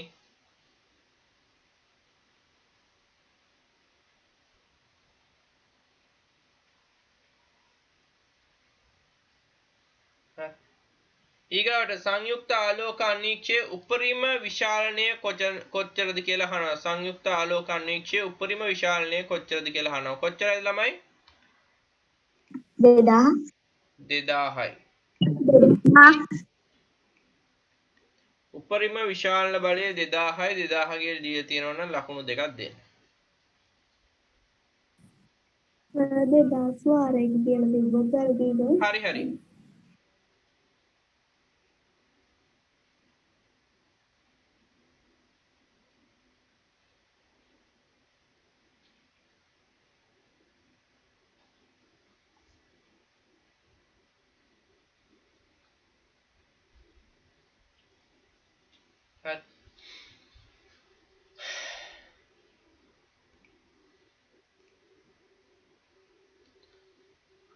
සංයුක්ත ආලෝක අන්වීක්ෂයක දිගු කාලයක් පුරාවට භාවිතයට නොගන්නේ නම් එහි කාච කට්ටල ගබඩා කරන්නේ කෙසේද කියලා අහනවා.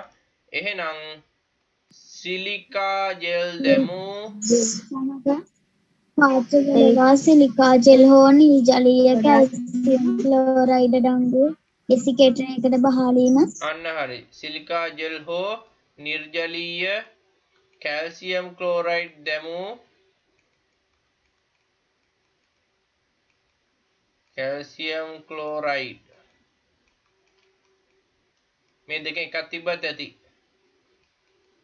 ක්ලෝරයිඩ් මේක වැරදිද සිලිකා ජෙල් දැමූ ඩෙසිකේටරයක් තුළ තැබීම වැරදිද හරි හරි පුතේ. සිලිකා ජෙල් දැමූ ඩෙසිකේටරයක් තුල තැබීම හරි.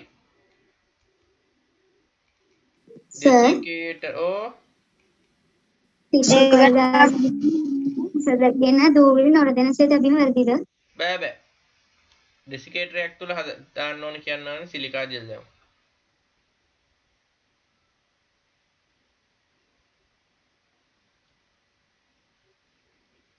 පහට තියෙනවා මෙතන ඔය උත්තරේ හරි නම් ලකුණු දෙකක් දෙන්න.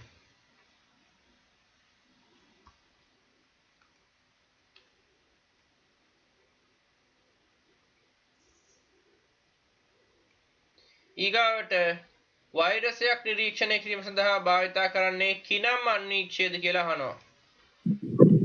ඉලෙක්ට්‍රෝන අන්වීක්ෂය ඉලෙක්ට්‍රෝන අන්වීක්ෂය ඉලෙක්ට්‍රෝන අන්වීක්ෂය ලියලා තියෙනවා නම් ඒක ලකුණු ලකුණු දෙකක් දෙක. දෙන්න. ලකුණු දෙකයි.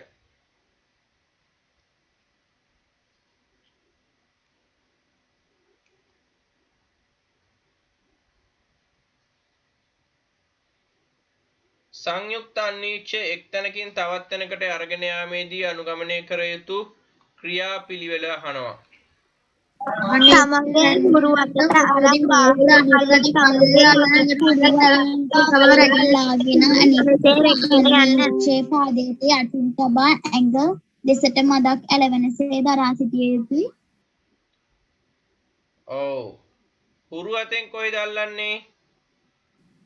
බාහුව ඔව්. බාහුව හුරු අතින් බාහුව අල්ලගෙන ඇඟට මදක් ඇලවෙන විදිහට තියාගෙන තමයි අරන් යන්න ඕනි. හරි. සර් ඔව්. පුරුවකට අරන් බාහුව අල්ලා තමන්ගේ අනිත් අතින් පාදය අල්ලා ඇඟට තුරුල් වනසේ රැගෙන යන්න ඒක හරි. අර තුරුල් කියන වචනේ නම් කපලා දාන්න. ඒ ඇඟට ඇලවෙනසේ කියලා දාන්න. ආනත වෙනසේ හරි. ඇඟට සමීප වනසේ වගේ දාන්න. අර එහෙම වචන අපි භාවිතා කරන්නේ නැහැ සාමාන්‍යයෙන්. සර් ලකුණු මේකට දෙන්න ලකුණු 8 වෙනි එකට එක ලකුණක් දෙන්න. සර් එතකොට දෙවෙනි ප්‍රශ්නෙට සම්පූර්ණයෙන්ම ලකුණු 13යි. 13න් ගත්ත ලකුණු ප්‍රමාණය මෙතන දාන්න. ඒක ඉරක් ගහලා දාන දෙවෙනි ප්‍රශ්නෙට කියලා. සර් දෙවෙනි ප්‍රශ්නේ පළවෙනි උත්තර කියන්නකෝ. දෙවෙනි ප්‍රශ්නේ පළවෙනි එකට උත්තරේ කියන්නකෝ. දෙවෙනි ප්‍රශ්නේ පළවෙනි එකට අන්වීක්ෂයට භාවිත කරන්නේ කුමන වර්ගයේ කාචයද? උත්තල කාචය.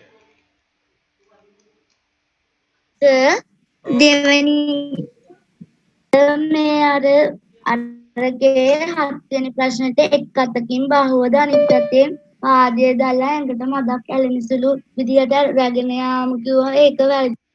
හරි. ලක්මිනිත් දාලා තියෙන උත්තරයක් ඒකත් හරි. සර් දෙවෙනි තුන්වෙනි එකටයි උත්තර කියන්න. දෙවෙනි එකට එන්න ඕනි මේ අවස්ථාව. තුන්වෙනි එකටත් එන්න ඕනි මේ අවස්ථාව.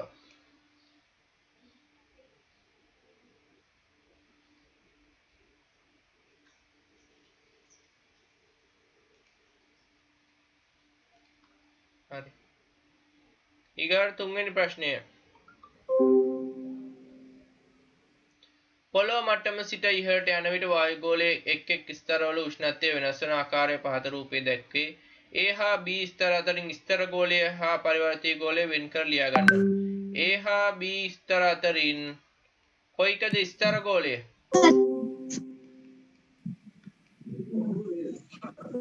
ඒ පරිවර්තී ගෝලය ඔව් ඒ පරිවර්තී පරිවර්තී ගෝලය ගෝලය B ස්තර ගෝලය. හරිනම් එක ලකුණක් දෙන්න. දෙකම හරිනම් එක ලකුණක් දෙන්න. ඊගාට D ලෙස දක්වා ඇති වායු ගෝලයේ ස්තරය කුමක්ද? D ලෙස තියෙන්නේ මොකද්ද? තාප ගෝලය. තාප ගෝලය තියෙන්නේ. තාප ගෝලයේ තියෙන්නේ තාප ගෝලය කියලා ලියලා තියෙනවා නම් එක ලකුණක් දෙන්න. ඊගාවට එම D ස්තරයේ උෂ්ණත්වය අනෙක් ස්තරවල සාපේක්ෂව අඩුද වැඩිද කියලා දාලා තියෙනවා. වැඩි නේද? වැඩි කියලා ලියලා තියෙනවා නම් එක ලකුණක් දෙන්න. අනෙක් ස්තරවලට වඩා වැඩි කියලා ලියලා දුන්නු. ඔව් කමන්නේ. ඉහත ස්තර අතරින් සිසිල්ම ස්තරය මොකද්ද? C මධ්‍ය ගෝලය. මධ්‍ය ගෝලය. මධ්‍ය ගෝලය. මධ්‍ය ගෝලය කියලා ලියලා තියෙනවා නම් ලකුණු එකක් දෙන්න. වායු ගෝලයේ ඇති වායුමය දූෂක දෙකක් සහ අංශුමය දූෂක දෙකක් ලියන්න කියලා තියෙනවා. වායුමය දූෂක මොනවද ළමයි? කාබන් මොනොක්සයිඩ්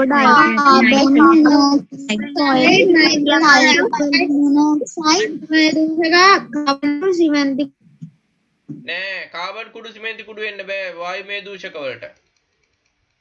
මේක එන්න පුළුවන් වායුමය දූෂක වලට කාබන් ඩයොක්සයිඩ් නෑ ඉන්න පොඩ්ඩක් ඉස්සෙල්ලා ඇහුවේ මේ වායුමය දූෂකනේ ඇහුවේ. ඒක පොඩ්ඩක් निराකරණය කරගෙන ඉන්න පොඩ්ඩක් අනිත්‍ය කියන කලින්. කාබන් මොනොක්සයිඩ්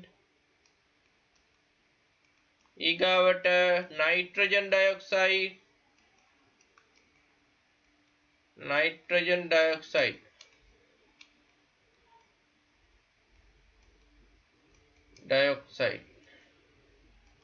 තව ඉතින් තියෙනවා නම් සල්ෆර් ඩයොක්සයිඩ් එහෙම ලිවට අවුලක් නැහැ. ඒවා ඉතින් ඔයාලා පොතේ නෑ.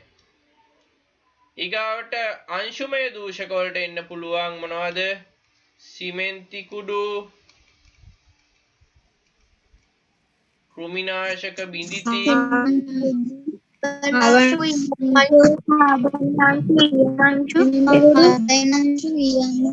කාබන් අංශු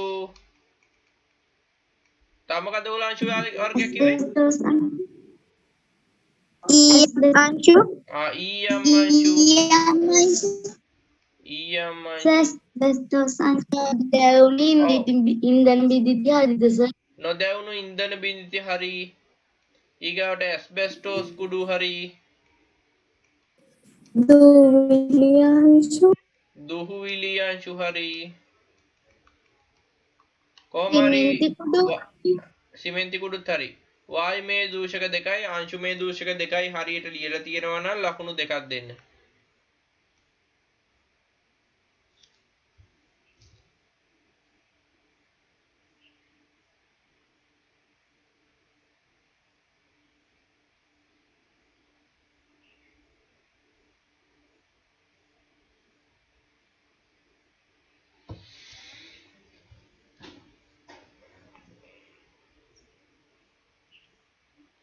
වායු දූෂණය නිසා ඇතිවන හානිකර ප්‍රතිඵල දෙකක් දක්වන්න කියලා තියෙනවා. මොනවද හානිකර ප්‍රතිඵල? ශ්වසන බාධා ඇතිවීම, පරිසරයේ රෝග, අම්ලවැසි ඇතිවීම හරිද? පරිසරයේ අපැහැදිලි වීම, අම්ලවැසි ඇතිවීම, ශ්වසන රෝග, ශ්වසන මාර්ගයේ ලෙඩ රෝග සෑදීම හෙළිවත් හරි. ඒකත් හරි. ඊගාවට ගෝලීය උණුසුම ඉහළ යාම හරි. ඊගාවට පරිසරයේ උෂ්ණත්වය ඉහළ යාම, පරිසරයේ අපැහැදිලි වීම, පරිසරයේ අපැහැදිලි වීම හරි. ඈ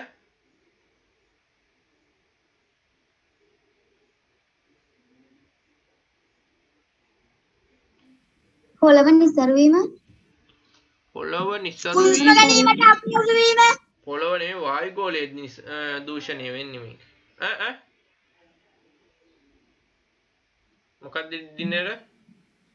හුස්ම ගැනීමට අපහසු වීම. හුස්ම ගැනීමට අපහසු වීම. සර් පරිසර උෂ්ණත්වය ඉහළ යාමයි විවිධ ලෙඩ රෝග සෑදීමයි හරිද? හරි. එතකොට 6ට හරියට ලියලා තියෙනවා නම් එක ලකුණක් දෙන්න.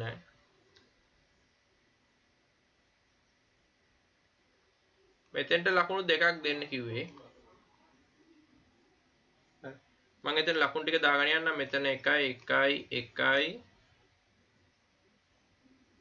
ඊගාවට 2 2 4යි 5යි 6යි 7යි 8යි.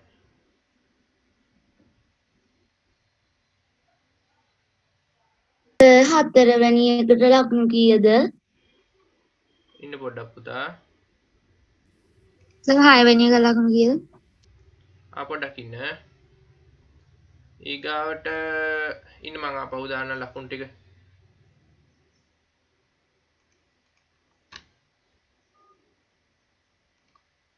එකයි මේකටත් 1යි 5 6 2යි.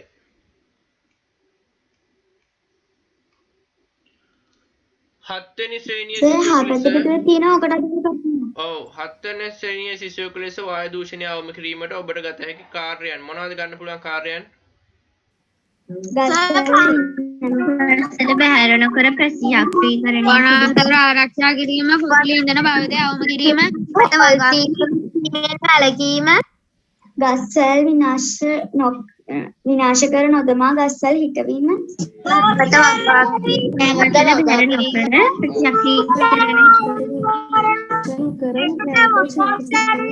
වනාන්තර විනාශ නොකිරීම, වනාන්තර විනාශ නොකිරීම, වනාන්තර නැවත ඇති කිරීම, පොසිල් ඉන්ධන දහනය අවම කිරීම, ඊගාවට කුණු කසල පිලිස්සීම වෙනුවට නැවත භාවිතය, තව මොනවා වෙනත් සූත්‍ර කවුරු ලියලා තියෙනවද? වායු ගෝලයට හිතකර බලවේග පාවිච්චි කිරීම හරිද? බල ශක්ති පාවිච්චි කිරීම හරිද? වායු ගෝලයට හිතකර බල ශක්ති ප්‍රභාවිතා කිරීම. වායු දූෂණය අවම කරනු යයි පෝස්ටර් ඇලවීම. ඔව් ඒ කියන්නේ දැනුවත් කිරීම සිදු කිරීම ඒකත් හරි. හරි ඒකට එක ලකුණක් දෙන්න. ඔයගොල්ලෝ මොකක් හරි එකක් ලියලා තියෙනවනේ. මේ මුළු ප්‍රශ්නෙට ලකුණු 9යි 9න් කීයද කියලා දාලා තුන්වෙනි ප්‍රශ්නෙට කීයද කියලා දාලා ලියන්න.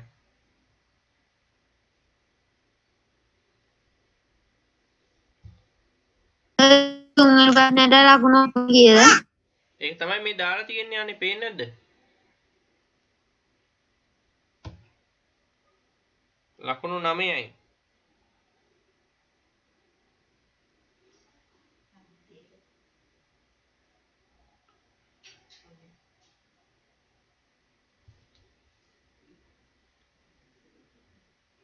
හරි. ලකුණු 9යි තුන්වෙනි ප්‍රශ්නෙට 9න් කීයද කියලා දාන්න. මෙහි A සිට D දක්වා ඇති කොටස් නම් කරන්න කියලා තියෙනවා.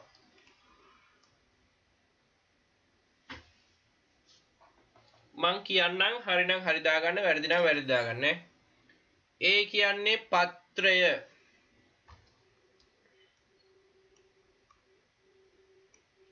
පත්‍ර.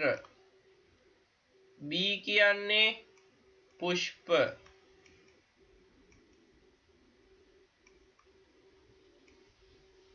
C කියන්නේ අතු. D කියන්නේ අග්‍රස්ත අංකුරය.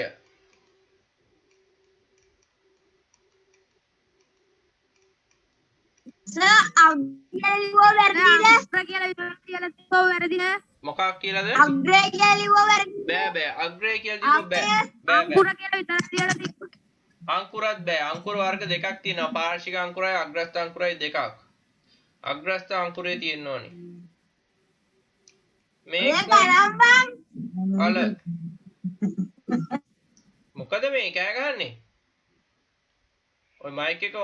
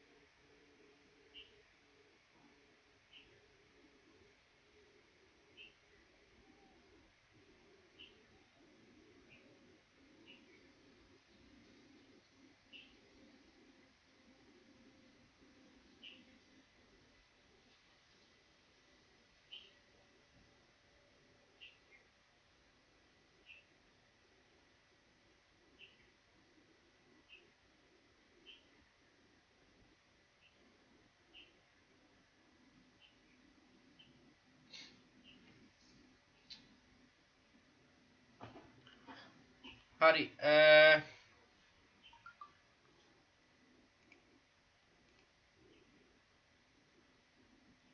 ඉන්න පුතා පොඩ්ඩක් සිග්නල් නැති වුණා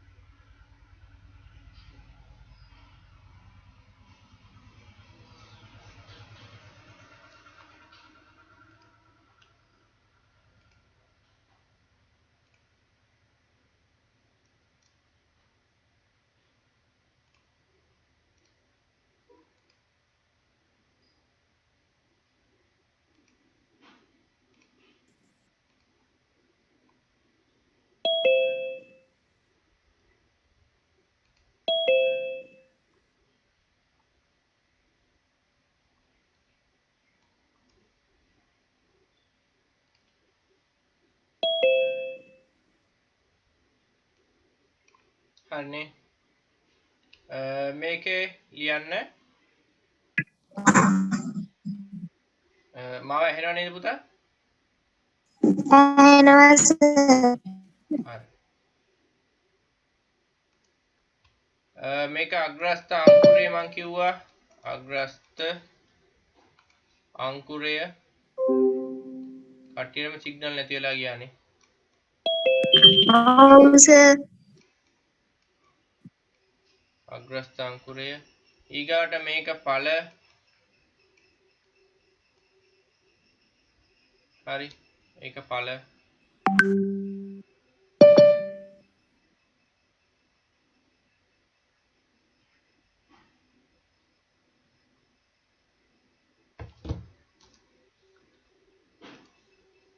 ඊගාට මේ කඳ මේ මුදුන් මුල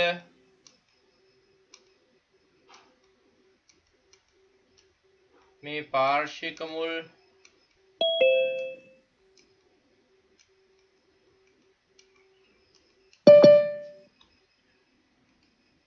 ඊගාවට මේ ප්‍රරෝහ පද්ධතිය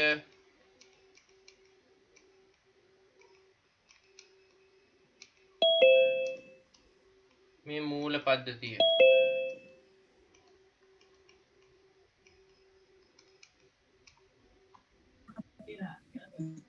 ටක් ගාලා බලා ගන්න ළමයි.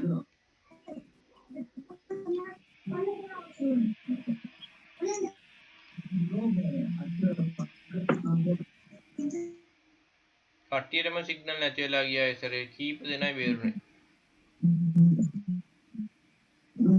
සර් ප්‍රායෝගික මුල් වලට කුඩා මුල් කියලා ලිව්වා වැරදි. බෑ පාර්ශ්වික මුල්.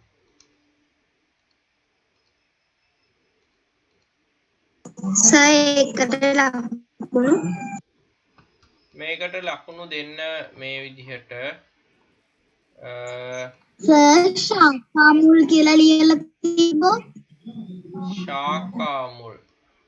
හා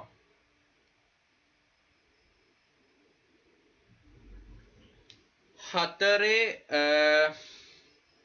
පළවෙනි කොටස දැන් මෙතන කොටස් 10ක් තියෙනවා නම් කරන්න. එතකොට එක කොටසකට 0.5 ගානේ ලකුණු දෙන්න. ඔක්කොම හරිනම් ලකුණු 5යි.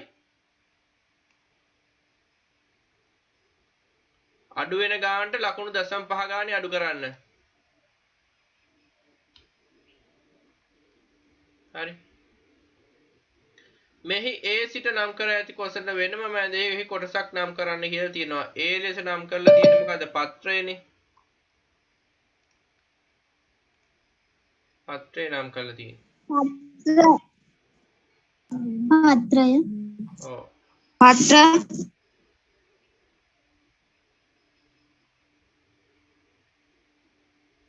ඉන්න පත්‍රයේ කොටස් ටික මම ඔයාලට පෙන්නන්න.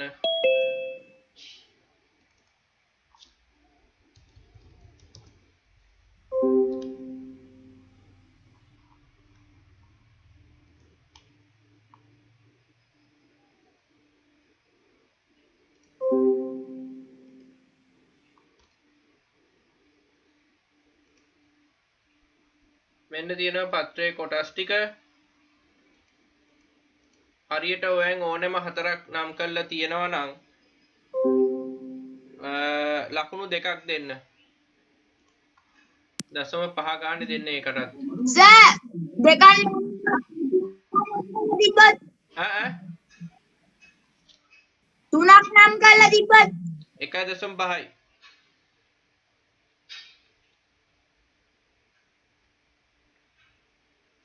ඔය විදිහට බලන්න ලං කරලා තියනවද කියලා හරියට.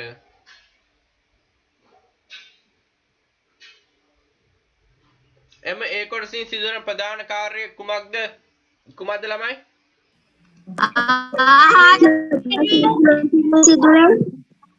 ප්‍රභා සංශ්ලේෂණය. ප්‍රභා සංශ්ලේෂණය ආහාර නිපදවීම, ආහාර සෑදීම ඒවා ඔක්කොම ඕනි එකක් හරි. ඒකට ලකුණු එකක් දෙන්න.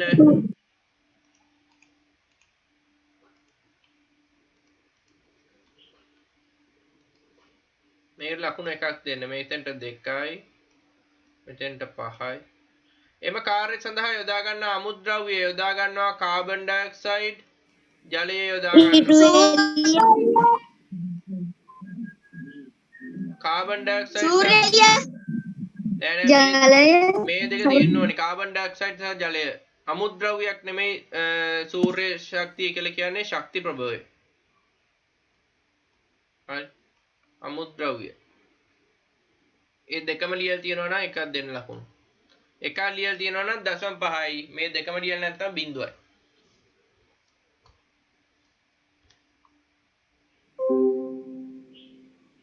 හරිනේ. ඊගාවට B මල් හෙවත් පුෂ්පවල ප්‍රධාන කෘත්‍ය කුමක්ද කියලා අහනවා. ප්‍රධාන කෘත්‍ය ඵල නිපදවීම. ඵල නිපදවීම. ඒක හරිනම්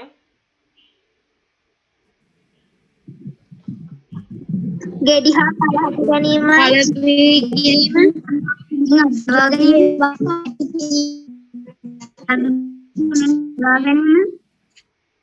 ඵල ඇතිවීම, ගෙඩි නිපදවීම නැත්නම් ඵල ඇතිවීම. ඒක තමයි උත්තරේ. වෙන උත්තර බෑ.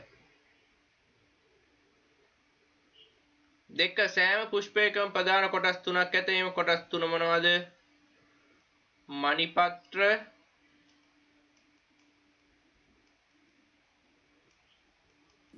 සෑහෙන්නේ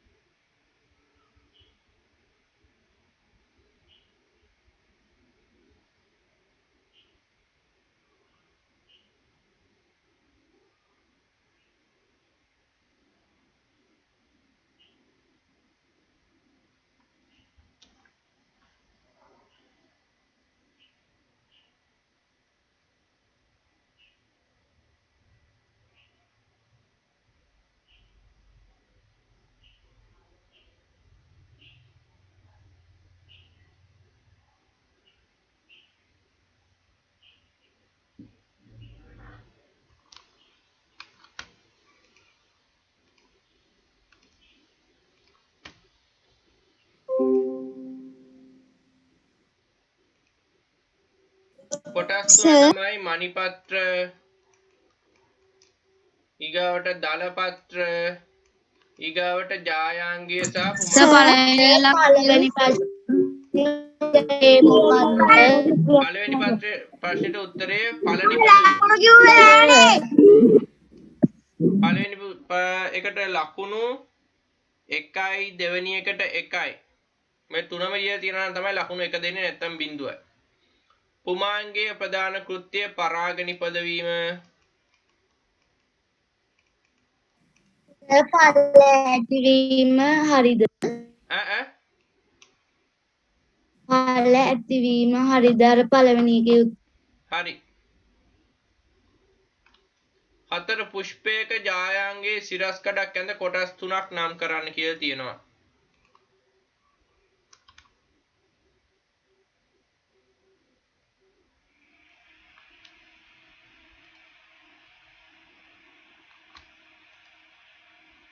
වෙන තියෙනවා ජායාංගය.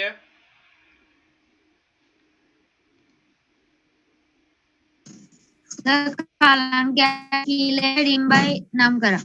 ඔව් කොහොම හරි කොටස් 3ක් නම් කරලා තියෙනවා නම් ඒකට ලකුණු 3ක් දෙන්න. ඒකට දෙන්න ලකුණු කොටස් 3ක් නම් කරන හතරවෙනි ලකුණු 2ක් දෙන්න. කොටස් 3ම නම් කරලා තියෙනවා නම් ලකුණු 2ක් දෙන්න ඒකට.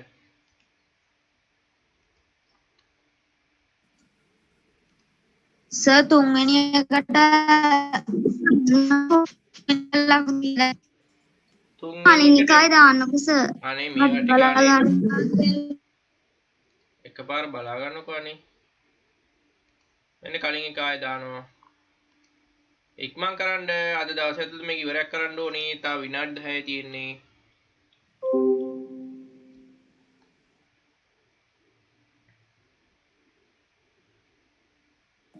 සර් කලින් හතරවෙනි එකේට ලකුණු වෙන විදිය කියන්නකෝ. මොකක්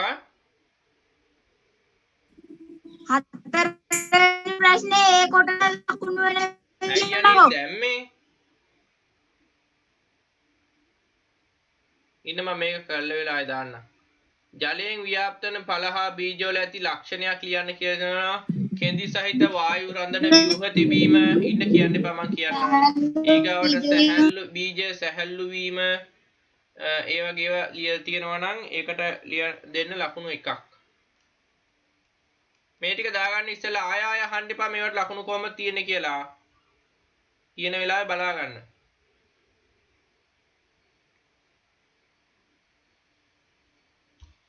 හරි දැන් අර කාටද නැහැ කිව්වනේ කලින් එකට ලකුණු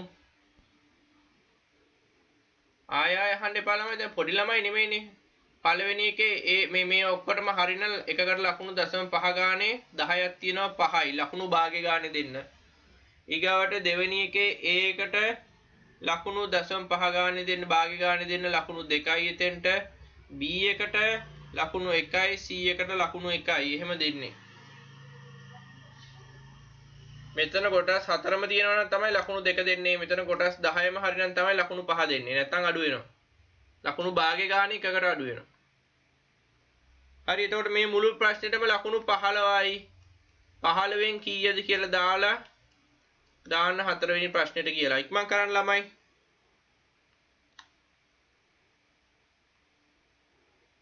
හරි සර්. හරි. ඊගාවට විද්‍යුතය හා සම්බන්ධ උපාංග කීපයක් පහක් දැක්වේ. ABC උපාංග සඳහා භාවිත වන සම්මත සංකේත මම ටක් ගාලා අඳින්න.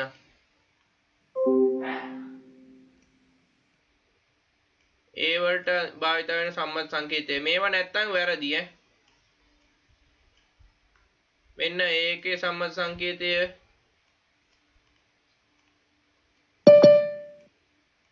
මෙන්න B එකේ සම්මත සංකේතය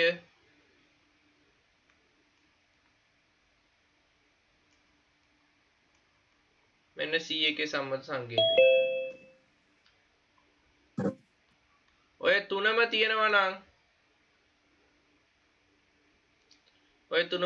ලකුණු 3 සෝරි 3 නෙමෙයි 1යි. ඔව් සෝරි 1යි 3ම තියෙනවා. දෙවෙනි එක B උපාංගයේ මිනුම් ලබා ගැනීමට භාවිත කරන ඒකකය ෆැරඩ් නැත්නම් මයික්‍රෝ ෆැරඩ් කියලා දැම්මත් කමක් නැහැ. ලකුණු 1යි. මෙහි ඇති ප්‍රත්‍යාවර්ත ජාලාවක් ජනනය කර හැකි උපාංගය D උපාංගය නැත්නම් ඩයිනමෝ කියලා ලිව්වත් හරි.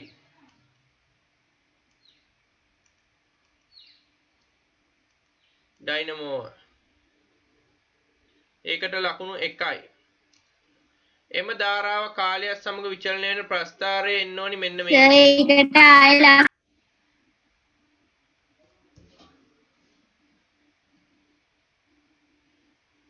සුදු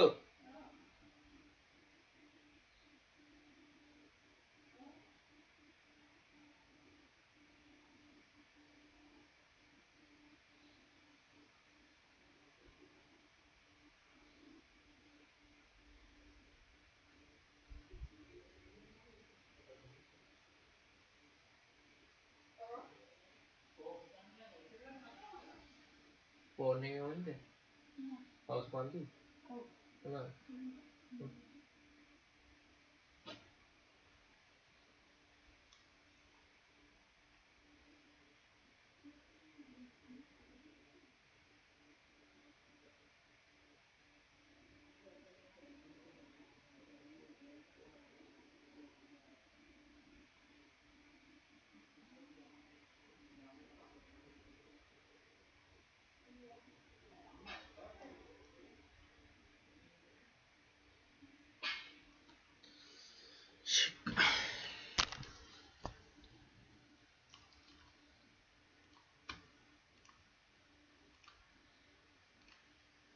මෙතන ප්‍රස්ථාරය එන්න ඕනි පුතා මෙහෙම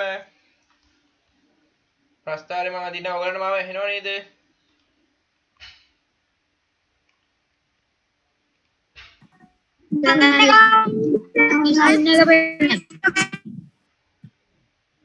ස්ක්‍රීන් එක පේන්නේ ඉන්න මං ආයෙත්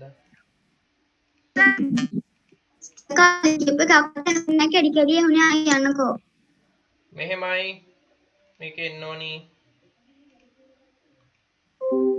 ප්‍රස්ථාරය එන්න ඕනි මෙහෙමයි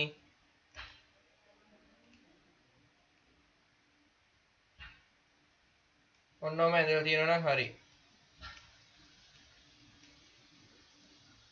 මේ පැත්තට කාලය මේ පැත්තට ධාරාව හරි මේ විදිහට ඇදලා තියෙනවා නම් එක ලකුණක් දෙන්න ඊගාට විදුලි මෝටරයක් ගැන ඒ සම්බන්ධ කරව මොකද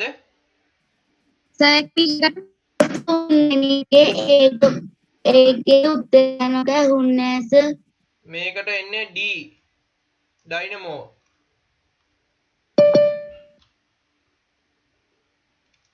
ඊගාවට විදුලි හතරවෙනි එක විදුලි මෝටරයක් ගැන ඒ සම්බන්ධක වයර් D උපාංගයට සම්බන්ධ කරන විට එමගින් විදුලිය උත්පාදනය කරන ලදී. එතකොට විදුලි මෝටරේ දක්න ලැබුණු නිරීක්ෂණය තමයි මෝටරේ කැරකෙවුන්නේ නැහැ දෙපසට කම්පණය වුණා. දෙපසටම භ්‍රමණය වුණා කියලා කිව්වත් හරි. අන්න ඒ වගේ අදහසක් එන උත්තරයක්. ඒකට දෙන්න ලකුණු එකක්.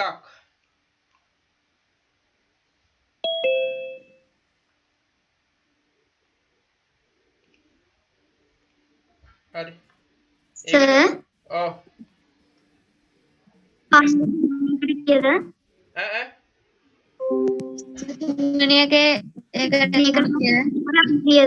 තුන්වෙනි එකේ එකටයි A එකටයි B එකටයි ලකුණු 1 1.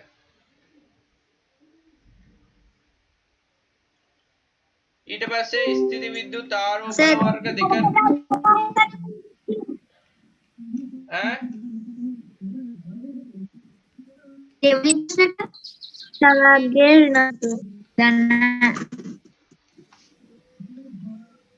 ස්ථිති විද්‍යුත් ආරෝපණ වර්ග දෙක ධන සහ ඍණ ආරෝපණ ඒක දෙකම ලියලා තියෙනවා නම් එක ලකුණක් දෙන්න. ස්ථිති විද්‍යුතය හා සම්බන්ධ සංසිද්ධියක් අකුණු ඇතිවීම රෙදි මදින විට ටික් කඩ ඇතිවීම ඊගාවට රූපවාහිනිය අසලට අතලං කර විට ඇඟේ රෝමයේ දෙසට ලංවීම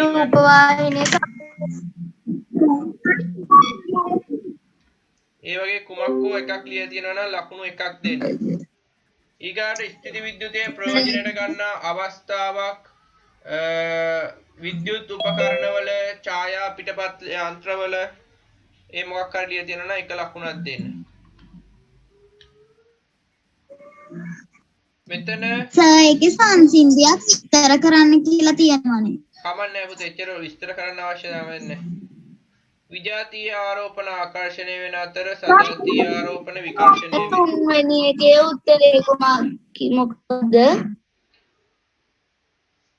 විද්‍යුත් උපකරණවල ඊගාවට ඡායා පිටපත් යන්ත්‍රවල තුන්වෙනි එකට උත්තරේ.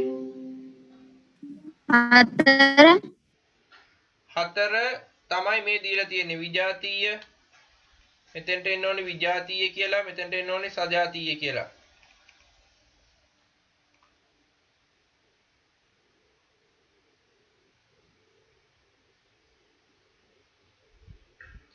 එතකොට ඒකට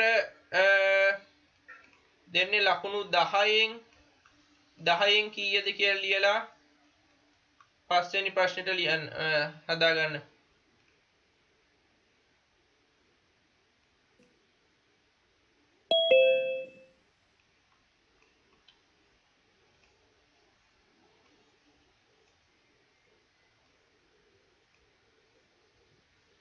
හතේ කවුරුත් ටියුට් ගත්තේ නැති අය ඉන්නවා නම් හෙට දවල් 2 වෙනකන් ගන්න පුළුවන් ටියුට්. ගත්තේ නැති කට්ටිය ඉන්නවා නම් ගන්න.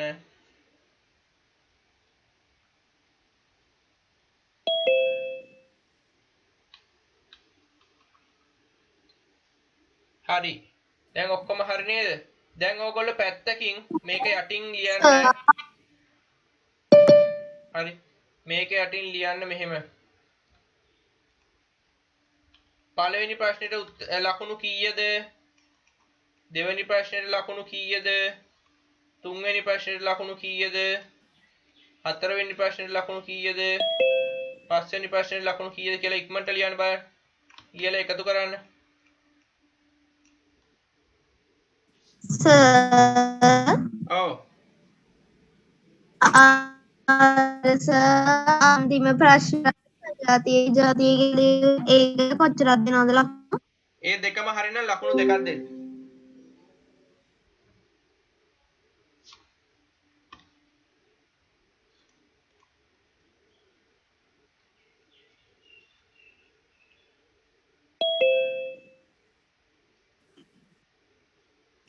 හරි මේ විදියට එකතු කරලා ඔව් තමන්ගේ ලකුණු 99යි. ෂා මේ විදියට එකතු කරලා හරි මෙතෙන්ට එනවා කියමුකෝ අපි ලකුණු 50ක් ආවා කියමුකෝ උදාහරණයක්. මෙතෙන්ට 50ක් ආවම හරි ඒ 50 ගන්න උඩහට හරි ඒ ලකුණු ප්‍රමාණය ඔයාලට ආපු ලකුණු ප්‍රමාණය මෙතනින් දාන්න 50න් කීයද කියලා දාන්න. හරි අපි ඉස්සෙල්ලා මෙතන 40න් ගානක් දාලා තියෙනවානේ. නේ 50න් නෙමෙයි මෙතන 60න් එන්න ඕනේ. මෙතනින් 60න් කීයද කියලා දැම්මනේ.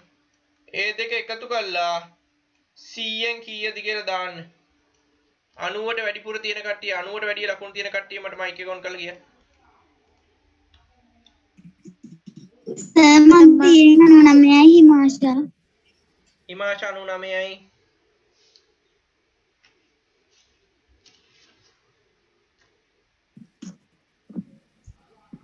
ශශිකලා 95යි. ශශිකලා 95යි.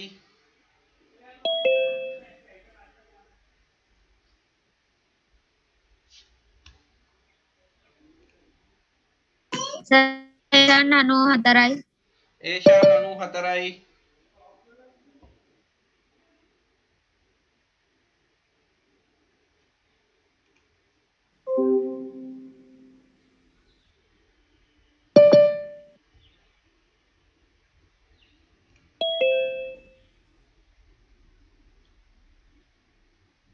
තව කවුරු හරි ඉන්නවද?